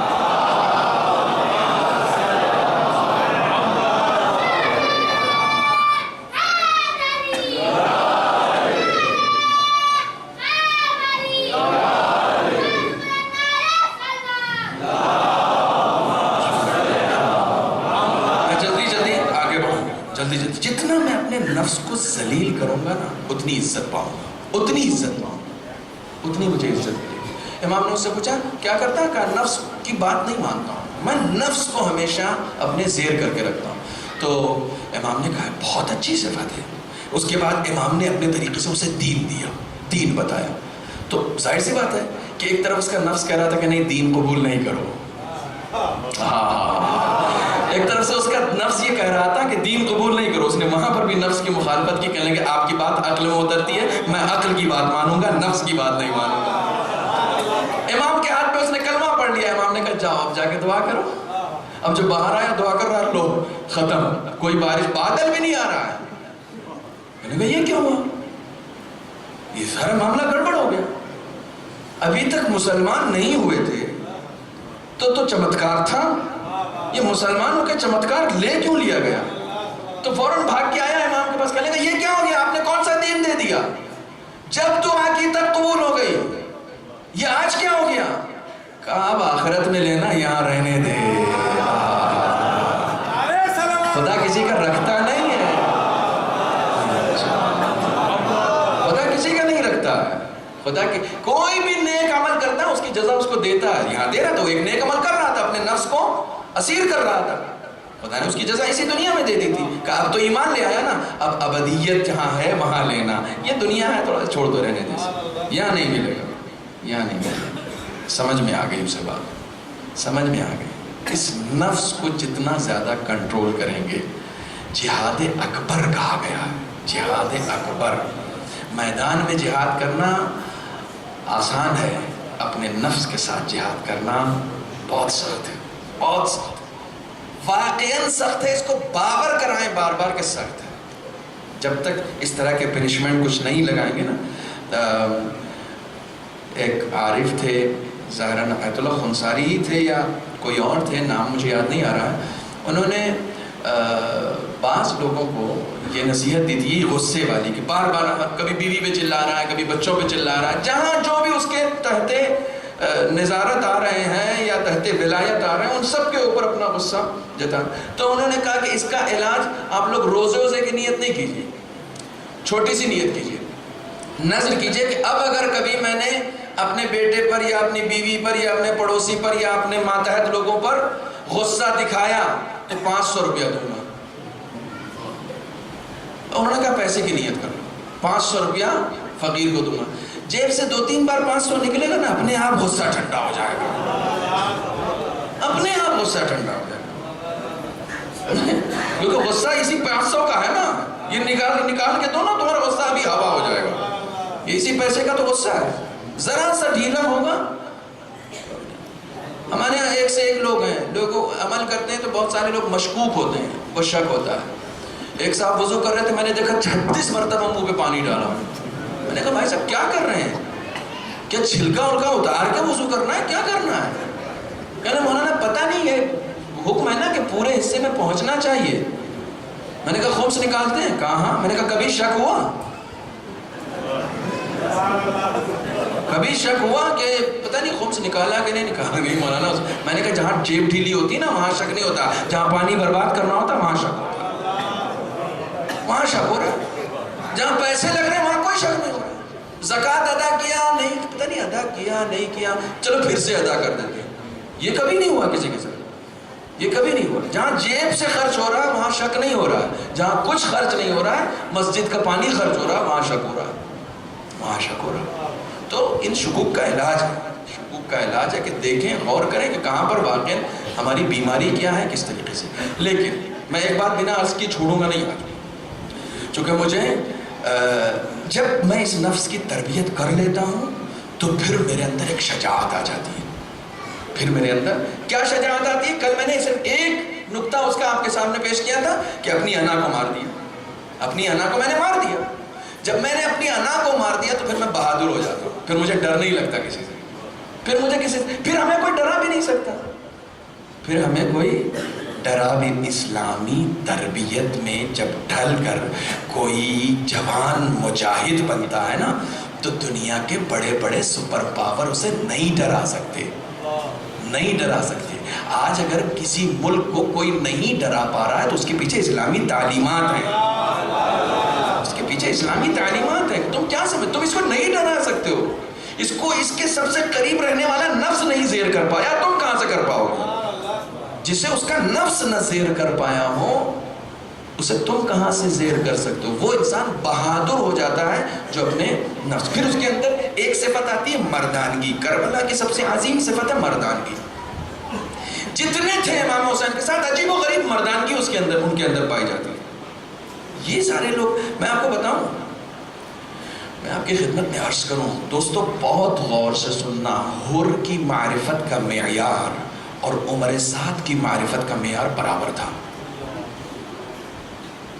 عمر سعد جتنا امام حسین کو پہچانتا تھا نا، شاید حر سے زیادہ پہچانتا تھا، شاید، لیکن ایکول تھا دونوں کی معرفت. شب عاشور پسر سعد میں اور امام حسین میں گفتگو ہوئی ہے، باقاعدہ بہت دیر تک گفتگو ہوئی ہے. امام نے کہا کیوں قتل کرنا چاہ رہا ہے مجھے؟ تو اس نے اعتراف کیا ہے کہ آقا میں جانتا ہوں، فرزند رسول میں جانتا ہوں کہ آپ جوانان جنت کے سردار ہیں. یہ علم تھا پسر سعد کو، یہ علم تھا، اس بات کا علم تھا، مگر نفس نے مجبور کر دیا اس کو، کیونکہ نفس کی سنتا تھا نا. امام حسین نے یہاں دیکھا کس چیز، کیا لینا چاہ رہا ہے تو، کیا لینا چاہ رہا ہے، کیا چاہیے تجھے، میں دوں گا تجھے جو خواہش ہے بتا، میں تیری خواہشیں پوری کروں گا. ساری باتیں ہوئی. آپ وہ بات پڑھیے، وہ کنورسیشن پڑھیے جو پسر سعد کے ساتھ ہوا ہے. بہت محنت کی امام حسین نے، بہت محنت کی ہے. بعض لوگ اس ڈر سے نہیں پڑھتے ہیں کہ پتہ نہیں کہیں یہ ظاہر نہ ہو جائے کہ امام حسین اپنے قاتل کو سمجھا رہے ہیں کہ قتل نہ کر. نہیں بھیا، امام حسین خود کو نہیں بچا رہے ہیں، اسے بچا رہے ہیں. آپ اس کو سمجھائیے کہ امام حسین اس کو بچا رہے ہیں کہ تو مر جائے گا، تو تباہ ہو جائے گا، برباد ہو جائے گا، یہ کیا کر رہا ہے؟ نہیں سمجھ میں آ رہا. آخر میں اس نے کہا کہ نہیں، مجھے رے کا پروانہ مل چکا ہے، پروانہ مل چکا ہے. تو آخر میں جب امام حسین کھڑے ہوئے تو یہ کہہ کے کھڑے ہوئے، تجھے ایک دانہ گندم بھی نہیں ملے گا رے کا، ایک دانے گندم بھی نہیں ملے. تو اپنے نفس کی پھر تأسی کی اور کہنے لگا چلو کوئی بات نہیں، گندم نہیں ملے گا نا، جاب سے کام چلا لوں گا. یہ کہہ کے چلا گیا کیونکہ نفس کا غلام ہو گیا تھا. لیکن ایک ہی رات میں، ایک بہت عظیم جملہ حوالے کر رہا ہوں بھوپال والوں، اس کی قدر کرنا. ایک ہی رات میں پوری رات حسین کو یاد کرتا رہا. ہو پوری رات حسین کو یاد، حسین کرتا رہا. معرفت تھی نا، ایک طرف اس کا نفس تھا کہ ایک طرف سربراہی ہے، حکومت ہے، کرنل ہوں، جرنل ہوں، فوج ہے، فلاں ہے، شاہی ہے، حکومت ہے، سب کچھ. ایک طرف حسین ہے، غربت ہے، پیاس ہے، بھوک ہے، لیکن جنت ہے، لیکن کامیابی ہے. فوراً نفس کو اس نے زیر کیا اور اس کے بعد امام حسین کے پاس آ گیا. ہم لوگ امام حسین کی یاد میں شب بیداری کرتے ہیں نا. سب سے پہلی شب بیداری حر نے کی تھی، سب سے پہلی شب بیداری حر نے کی تھی. رات بھر حسین کر رہا تھا. ایک جملہ یاد رکھنا اور اس کی قدر کرنا، شب بیداری وہی کامیاب ہے جو حر کی طرح ہو. شب بیداری وہی کامیاب ہے جو حر کی طرح. صبح تک تمہاری تقدیر بدل دے، صبح تک تمہاری تقدیر وہ شب بیداری کامیاب نہیں ہے جو صبح کی نماز بھی قضا کر دے. صبح تک تمہاری تقدیر بدل دے. تقدیر بدل دی گئی اس کی. اس نے اپنے نفس کو غالب نہیں ہونے دیا. کیوں؟ مردانگی تھی اس کے اندر. جس وقت اسی حر کے رسالے نے امام حسین کا راستہ روکا تھا تو زہیر آئے تھے.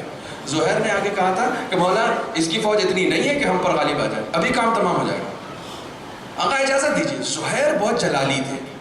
بعض لوگ حضرت عباس کے بارے میں بہت ساری روایتیں جو کام زہیر نے کیا وہ حضرت عباس سے منسوب کر دیا. مثلا خیموں کا ہٹائے جانے پر بعض لوگ کہتے ہیں کہ حضرت عباس کو جلال آ گیا تھا. بالکل نہیں، زہیر کو جلال آیا تھا وہاں پر بھی. حضرت عباس کا جلال بھی امام حسین کے فرمان کا تابع ہوتا تھا. معرفت تھی حضرت عباس غصہ بھی نہیں کرتے تھے امام حسین کی مرضی کے بغیر. اتنا نفس ان کے اوپر غالب نہیں تھا، مردانگی تھی.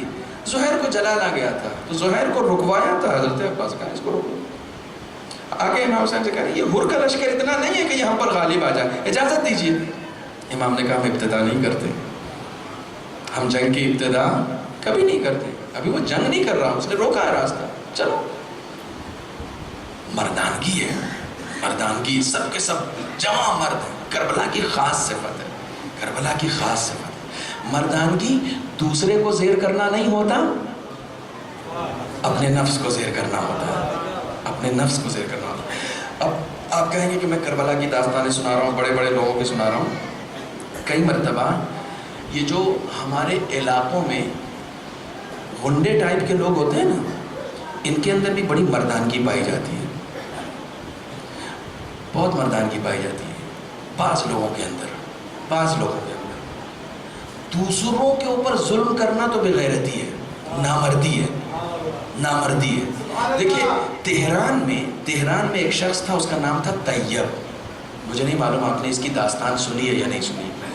یہ انقلاب ایران سے پہلے کا تھا، بہت غور سے سنا. انقلاب ایران سے پہلے کا ایک شخص ہے، نام ہے طیب. اپنے علاقے کا بھائی تھا.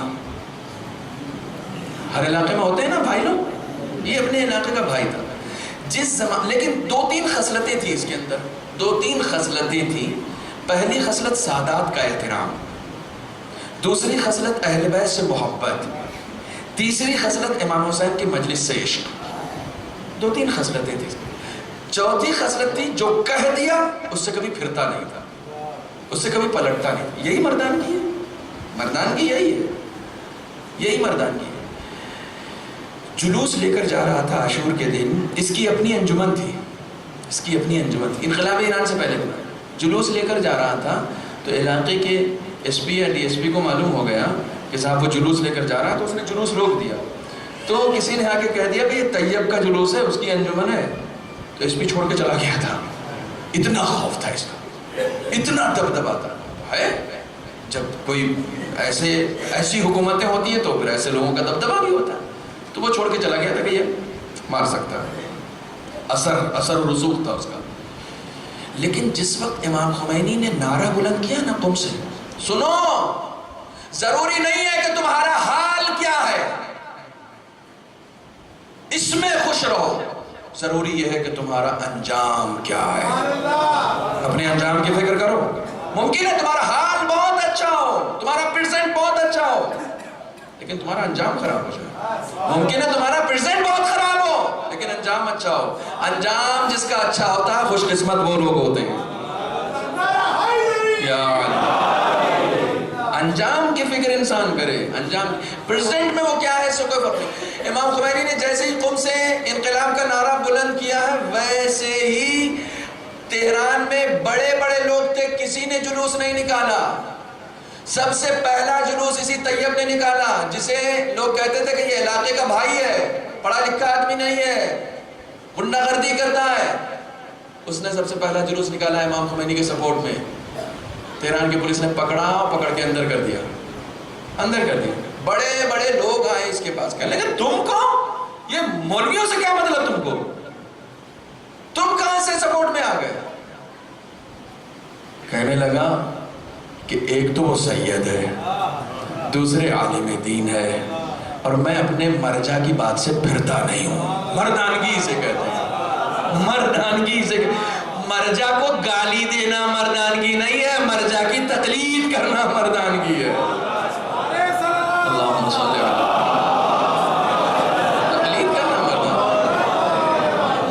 گالی دینا کمال تھوڑی ہے، تقلید کرنا کمال ہے. وہ یہ جانتا تھا کہ میں عالم نہیں ہوں، یہ عالم ہے، یہ جو کر رہے ہیں صحیح کر رہے ہوں گے. اتنی سی بات اس کے ذہن میں بیٹھ گئی تھی. جلوس لے کے نکلا. اس سے باقاعدہ کہا کہ کل تہران ریڈیو میں تمہارا انٹرویو کرا دیں گے، تم صرف اتنا کہہ دو کہ خمینی نے تم کو پیسے بھیجے تھے اس لیے تم نے یہ جلوس نکالا تھا. تو اس نے کہا کہ پھانسی دے دینا، طیب اپنی زبان سے نہیں پھرتا ہے. اس مرجع وقت پر میں کوئی الزام نہیں لگا سکتا ہوں، انہوں نے کوئی پیسہ ویسا نہیں بھیجا، میں اس سید کی محبت میں جلوس لے کے نکلا تھا. تو اس نے کہا اگر یہ نہیں کرو گے تو پھانسی دے دی جائے گی. کہتے دو، مردانگی ہے نا، مردانگی ہے، کہا دے دو. اس کا ایک بھائی تھا، چھوٹا بھائی تھا یا بڑا بھائی تھا مجھے نہیں معلوم، نام تھا اس کا طاہر. وہ اس سے جیل میں بہت زمانے کے بعد جب ملنے گیا تو دیکھا لاغر ہو چکا، لہیم شہیم تھا، کہیں سے گزرتا تھا تو لوگ اس کو دیکھتے تھے نظریں بھر کے. لاغر ہو گیا، اتنا مارا تھا. تو اس نے جا کے جب دیکھا تو پہچان نہیں سکا کہ اس کے بھائی کی کیا حالت کر دی. کہا آپ کو کیا ہو گیا ہے؟ تو کہنے لگا کہ قم چلے جاؤ، امام خمینی سے ملاقات کرو اور ان سے کہنا طیب آپ کا وفادار ہے. طیب آپ کا وفادار ہے، ٹھیک ہے، دو میری طرف سے گزارش ہے ان سے کر دینا. ایک تو یہ کہنا کہ طیب نے آپ کے ساتھ بے وفائی نہیں کی ہے، وفا کی ہے. اور دوسرے یہ کہ آپ سید ہیں، محشر میں میرے پاس کچھ ہے نہیں، میری شفاعت کر دیجیے گا، میری شفاعت کر دیجیے گا. یہ طاہر کہتا ہے کہ میں گیا امام خمینی کے پاس، امام خمینی کے پاس جیسے ہی جا کے بیٹھا ہوں، امام خمینی نے مجھ سے پوچھا طیب کہاں ہے؟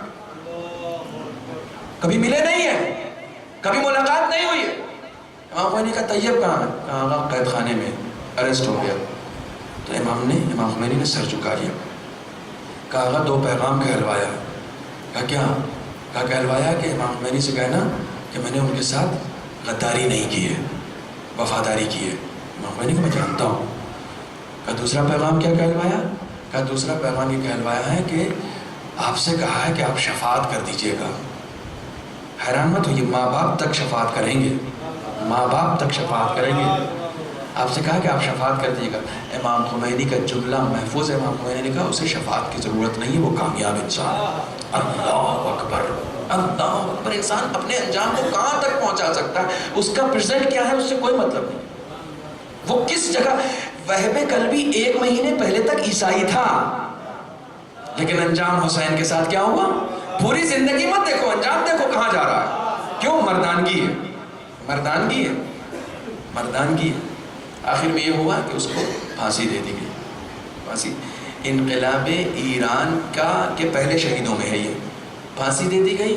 آج شاہ عبدالعظیم تہران میں جو روضہ ہے، شاہ عبدالعظیم امامزادے کا جو روضہ ہے، وہیں پر طیب کی قبر بنی ہوئی ہے. آج جا کر اس کی قبر پہ لوگ حاجتیں طلب کرتے ہیں. یہ مقام ہے، یہ مقام. انسان کا پریزنٹ کیا ہے اس سے کوئی مطلب نہیں، انسان کا اینڈ کیا ہے. بہت سارے لوگوں کی زندگی زبیر کی طرح گزری ہے، لیکن اینڈ کیا رہا؟ اینڈ کیا رہا؟ کچھ نہیں رہا. اور یہ نہیں ہے کون سی صفت. آیت اللہ مرشی نجفی کہتے تھے، آیت اللہ مرشی نجفی بھی اسے پہچانتے تھے، اس شخص کو. آیت اللہ مرشی نجفی کہتے تھے کہ بعض تہران کے اٹھائی گیروں میں اتنی غیرت اور مردانگی پائی جاتی ہے کہ جی چاہتا اللہ ان کے ساتھ مشہور کر دے. بہت سخت جملہ ہے، بہت سخت جملہ، بہت سخت جملہ. یہی شخص، یہی طیب راستے سے چلا جا رہا ہے، 4-5 اس کے اپنے موالی پیچھے گھوم رہے ہیں اس کے، اور وہ صاحب ٹشن میں چلے جا رہے ہیں. راستے میں دیکھا گلے میں ایک ہری پٹی ڈالے ہوا ایک بوڑھا سا آدمی. وہاں پر ہری پٹی ڈالنے کا مطلب سید، ہری پٹی ڈالے ہوا فٹ پاتھ پہ بیٹھا ہوا، ساز و سامان اس کا پورا گھر کا بکھرا ہوا. تو فوراً اس کے قریب گیا کہ سید کیا ہوا؟ کہنا کچھ نہیں، میں اس مہینے کرایہ نہیں دے پایا، مکان مالک نے باہر پھینک دیا اٹھا کے، سامان بھی باہر پھینک دیا، مجھے بھی باہر. فوراً اپنے ساتھیوں سے کہا کہ ٹرک لے کر آؤ یا چھوٹی گاڑی، ٹاٹا جیسی ہوتی ہے، چھوٹی گاڑی لے کر آؤ. سید کا سارا سامان رکھا، آگے بٹھوایا، خود بھی آگے بیٹھا، اور جا کے تہران کی ایک پوش کالونی میں ایک گھر کے اندر سامان رکھا. اور سامان رکھنے کے بعد اس سید کے ہاتھ میں چابی دی مکان کی. کہا کہ سید اپنی پوری زندگی کی حلال کی کمائی سے یہ گھر اپنے لیے بنوایا تھا.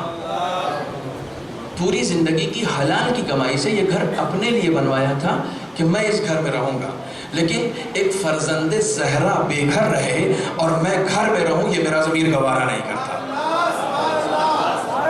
یہ میرا ضمیر گوارا نہیں کرتا. مردانگی ہے نا، مردانگی ہے. اولاد فاطمہ میں سے ایک سید زادہ بے گھر رہے اور میں گھر میں رہوں، یہ میرا ضمیر گوارا نہیں کرتا. یہ گھر آپ کا، بس ایک سفارش ہے، میں نے اس دنیا میں آپ کو گھر دیا ہے، آپ اپنی جدہ سے کہیے گا وہاں مجھے ایک گھر دے دیں، وہاں مجھے ایک گھر دے دیں. اللہ اکبر. یہ مردانگی اپنے اندر جب انسان لاتا ہے نا، یہ مردانگی یہ ہے. کسی کو بے گھر کرنا مردانگی نہیں ہے، کسی کو بے گھر کرنا مردانگی نہیں ہے. خدا ہم لوگوں کے اندر یہ مردانگی عطا کرے. یہ مردانگی صرف اس وقت آ سکتی ہے کہ جب ہم اپنے نفس پر کنٹرول کریں. گھر کی خواہش نہیں ہو. ایک انسان وہی اپنا گھر کسی کو دے سکتا، عشق اہل بیت میں، عشق اہل وہی کسی کو گھر دے سکتا ہے جو اپنے نفس پر حکومت کرتا ہو. اپنے نفس پر حکومت کرتا ہو. جب تک اپنے نفس پہ حکومت نہیں کرے گا کسی کو گھر نہیں دے سکتا. اپنا ہم 5 روپے نہیں دے سکتے. گھر تو بہت دور کی بات ہے، پوری زندگی کی کمائی پوش کالونی میں اپنا گھر بنائے ہوا، صرف اہل بیت کی محبت میں ایک سید زادے کو گھر دے دینا، اس کے لیے مردانگی چاہیے، جمع مردی چاہیے، جمع مردی چاہیے، اور باقاعدہ یہ کہہ کے کہ اپنی جدہ سے کہنا کہ میں نے تم کو یہاں گھر دیا ہے، میرا عمل اتنا اچھا نہیں ہے، یہ اعتراف بھی ہے، میرا عمل اتنا اچھا نہیں ہے، خدا مجھے معاف کرے، مجھے وہاں ایک گھر دلوا دینا۔ یہ مقام ہوتا ہے، یہ مقام ہوتا ہے۔ کربلا کو اپنے دلوں میں بسائیں، کربلا کو میں نے یہ داستان جان بوجھ کر سنائی ہے کہ آپ کہیں گے کہ ہمیشہ علماء کے، مراجع کے، فقہا کے، بزرگان کے، حوزے کے لوگوں کے، ان لوگوں کی داستان نہیں، عام آدمی، عام انسان اپنے آپ کو کہاں سے کہاں پہنچا سکتا ہے؟ صرف ایک عشق اہل بیت کی بنیاد پر۔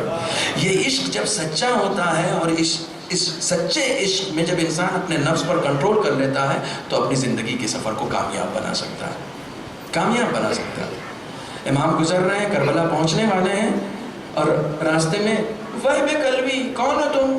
عیسائی ہے، معلوم ہے عیسائی ہے۔ اس کی ماں سے پوچھ رہے ہیں کوئی پریشانی ہے؟ دیکھیے امام سے سبق لیجئے، کوئی تمہارے مذہب کا نہیں بھی ہو اور تم وہاں سے گزر رہے ہو تو اس سے پوچھو کسی پریشانی میں تو نہیں مبتلا، اس کی پریشانی دور کرو، پریشانی مذہب کی وجہ سے دور نہیں کرو، انسانیت کی وجہ سے دور کرو۔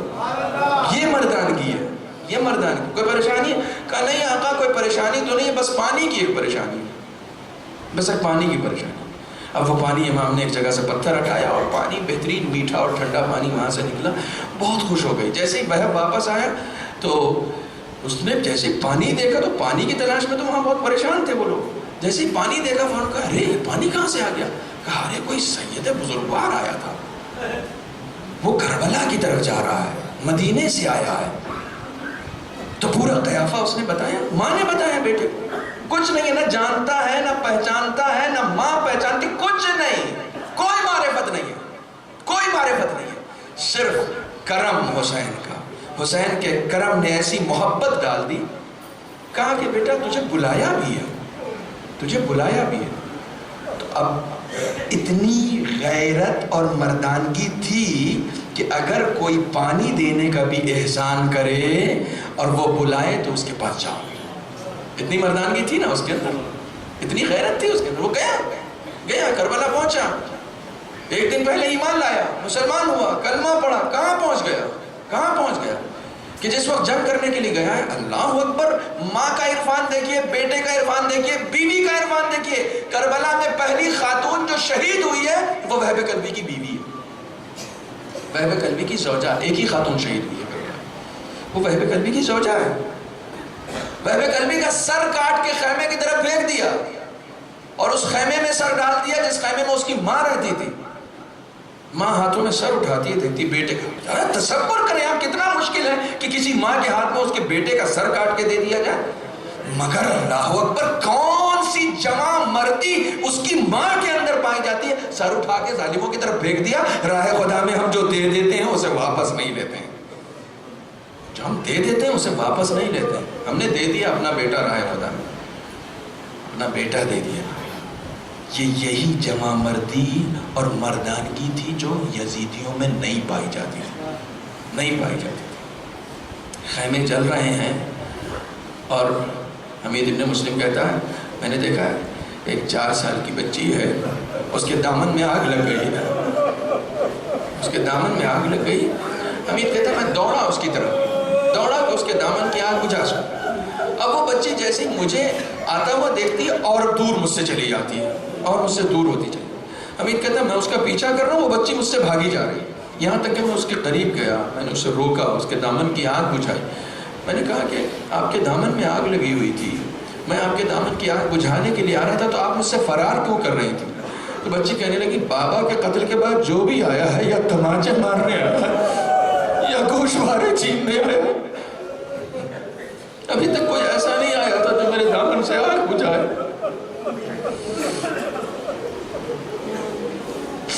اجرکم علی اللہ، اجرکم علی اللہ۔ نہیں معلوم، ہمیں نہیں معلوم، آپ کو نہیں معلوم کہ ہماری کون سی کاوش قبول ہوگی، ہمارے کون سے آنسو قبول ہوں گے، کس جس وقت اہل بیت کے غم میں ہمارا کلیجہ پھٹے گا، ہماری آنکھوں سے آنسو آئیں گے، اور کون سا آنسو ان کی بارگاہ میں قبول ہو جائے۔ یقین جانیں دوستو، میں گزارش کر رہا ہوں، آپ سے ریکویسٹ کر رہا ہوں، اگر امام حسین کی مصیبتیں سن کے آنکھوں میں آنسو آ جائے تو اس وقت دعا ضرور کیجئے گا، اس وقت دعا ضرور کیجئے گا۔ خدا عالم حسین پر رونے والوں کی دعاؤں کو رد نہیں کرتا، رد نہیں کرتا۔ خاص طور پر ہر ایک کے لیے، دوسروں کے لیے دعا کریں، دوسروں کے لیے دعا کریں۔ میں نے اس پورے خمسے میں امام سید سجاد کے حوالے سے گفتگو کی، اب کل چکے آپ نے تابوت بھی نکال دیا، بہت ساری مصیبتیں امام سید سجاد نے دیکھی۔ ایک آخری لمحہ اور اس کے بعد میں حسین کی اس بیٹی کا ذکر کرنا چاہتا ہوں آج، کہ بعض ہماری بہنوں نے فرمائش بھی کی ہے، ظاہر سی بات ہے کہ جن کے گھر میں بیٹیاں ہیں، بیٹیاں اپنے باپ کی چہیتی ہوتی ہیں۔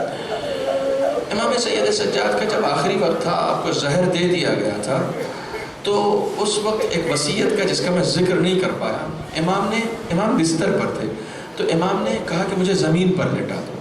جب زہر کھا لیا تو اس وقت کہا مجھے زمین پر لٹا دو۔ جب زمین پر لٹایا گیا تو امام نے کہا میرے جسم کے نیچے سے چٹائی بھی ہٹا لو، مجھے زمین پہ لٹاؤ۔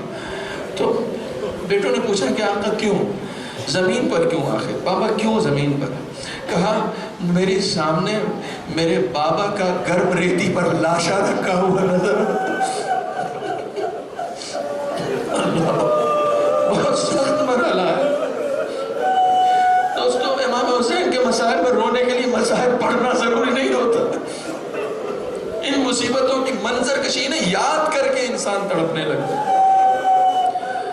کہا میرے بابا کا لاشا گرم ریتی پر رکھا ہوا تھا، اور مجھے ذرا تصور کریں کہ کوئی بیٹا اپنے باپ کے جنازے کے کنارے سے گزر جائے، اس کی کیا کیفیت ہوگی کہ جب وہ اپنے باپ کے لاشے کو دفن نہیں کر سکے؟ کیا کیفیت ہوگی، کیا کیفیت ہوگی؟ یہ بیٹا تھا جو بہت تڑپا تھا، چونکہ 35 سال تک زندہ رہے، جس کی جتنی توان ہوتی ہے اس کو اتنی ہی مصیبتیں دی جاتی ہیں۔ سید سجاد 35 سال تک روئے، لیکن ایک بیٹی تھی حسین کی جو صرف 4 سال کی تھی، صرف 4 سال کی تھی۔ یہ مصیبتوں کا سفر مدینے تک برداشت نہیں کر سکی، شام میں ہی دم توڑ گئی، شام میں ہی دم توڑ گئی۔ کتنی چہیتی ہے، کتنی چہیتی بیٹی ہے حسین کی۔ حسین جا رہے ہیں، حسین رخصت آخر کے لیے آئے ہیں، تو جب جناب زینب اور ام کلثوم کو سلام کیا ہے، آخری سلام کیا حسین نے، تو یہ بچی دوڑی ہوئی آئی، اپنے باپ کے قدموں سے لپٹ گئی اور کمال بے بسی کے ساتھ کہتی ہے بابا اب آپ بھی مر جائیں گے۔ کمال بے بسی کے ساتھ بابا اب آپ بھی مرنے کے لیے تیار ہو گئے۔ 2 خواہشیں کرتی ہے بچی حسین سے کہ بابا 2 خواہشیں ہیں میری خواہش کو پورا کر دیجئے، اس کے بعد آپ جانا چاہتے ہیں تو چلے جائیے۔ حسین نے کہا بیٹا بتاؤ کیا خواہش ہے؟ کہا بابا زمین پر بیٹھ جائیے۔ امام حسین زمین پر بیٹھ گئے، یہ بچی بھی بیٹھ گئی۔ اللہ اکبر۔ جن کے پاس بیٹیاں ہیں تھوڑی دیر کے لیے ذرا تصور کریں، 4 سال کی بچی ہے، حسین سے کہتی ہے کہ بابا میرے سر پہ ایسے ہاتھ رکھیے جیسے یتیموں کے سر پہ ہاتھ رکھتے،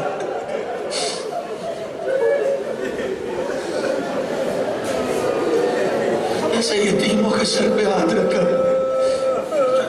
اللہ اکبر۔ حسین نے عجیب و غریب جملہ کہا، حسین نے کہا بیٹا ابھی سے اتنی مظلوم ہو گئی کہ میری زندگی میں خود کو یتیم سمجھنے لگی، میں بھی زندہ ہوں، میں بھی زندہ ہوں۔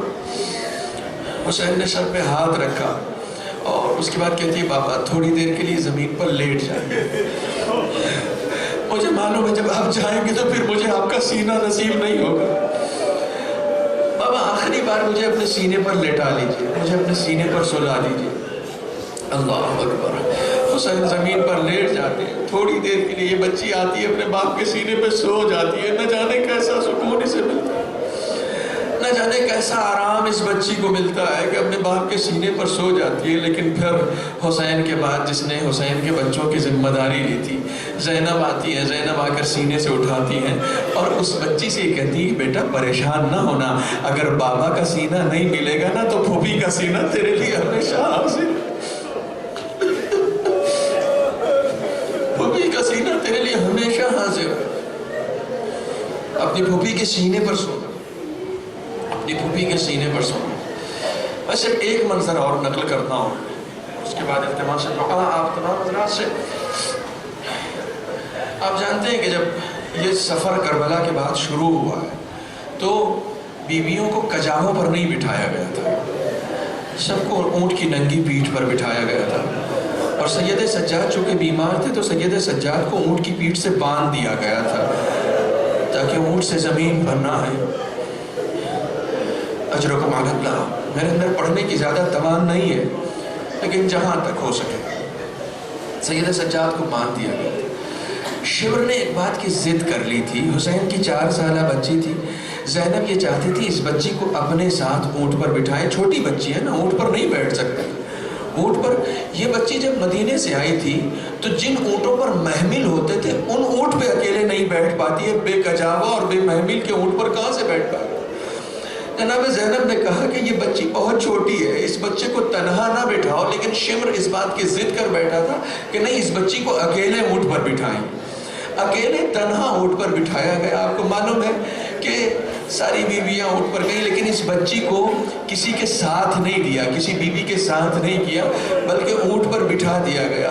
اب یہ قافلہ رواں دواں ہوتا ہے اور آگے جا کر زینب کو سب سے زیادہ کس بات کی فکر تھی؟ کہیں ایسا نہ ہو کہ چھوٹی بچی ہے اونٹ کی ننگی پیٹھ سے زمین پر گر نہ جائے، اسی بات کی تو فکر تھی۔ آگے چل کے حسین کا سر جس نیزے پر تھا وہ نیزہ زمین میں گڑ جاتا، حسین کا سر آگے نہیں بڑھتا، حسین کا سر زمین میں گڑ جاتا، وہ نیزہ زمین میں گڑ جاتا۔ قافلے کو روک دیا گیا۔ شمر کو معلوم ہو کہ قافلہ رک گیا ہے تو شمر فوراً تعزیانے لے کر آیا، کہا کہ بتاؤ میری اجازت کے بغیر یہ قافلہ روک کیسے دیا گیا؟ کس میں اتنی جرأت ہوئی کہ یہ قافلہ روک دیا جائے؟ تو لوگوں نے بتایا کہ نہیں، قافلہ روکا نہیں گیا، قافلہ خود بخود رک گیا۔ کہا کیوں رکا؟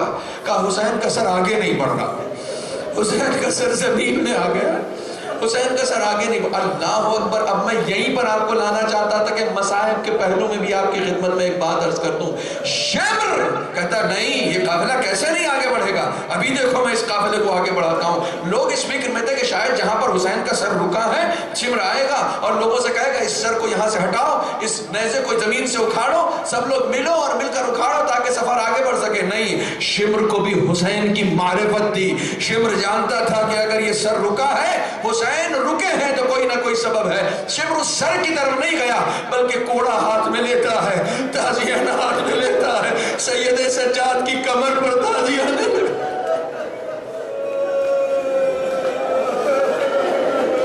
سید سجاد سے پوچھتا ہے یہ بتاؤ حسین کا سر آگے کیوں نہیں بڑھتا؟ ایک مرتبہ سید سجاد امام حسین کے سر کو دیکھتے کہتے بابا یہ سر آگے کیوں نہیں بڑھ رہا؟ شمر کہتا ہے جب تک سر آگے نہیں بڑھے گا تمہیں تازیانے لگائے جائیں گے۔ سید سجاد اپنے بابا سے فریاد کرتے ہیں کہ بابا اب تازیانے کھانے کی ہمت نہ رہی، بتائیے سر آگے کیوں نہیں بڑھتا؟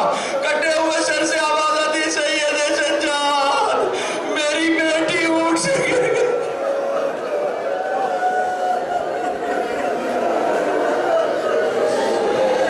سید سجاد 4 سال کی بیٹی ہے، گھنے جنگل میں کہیں ڈر نہ جائے۔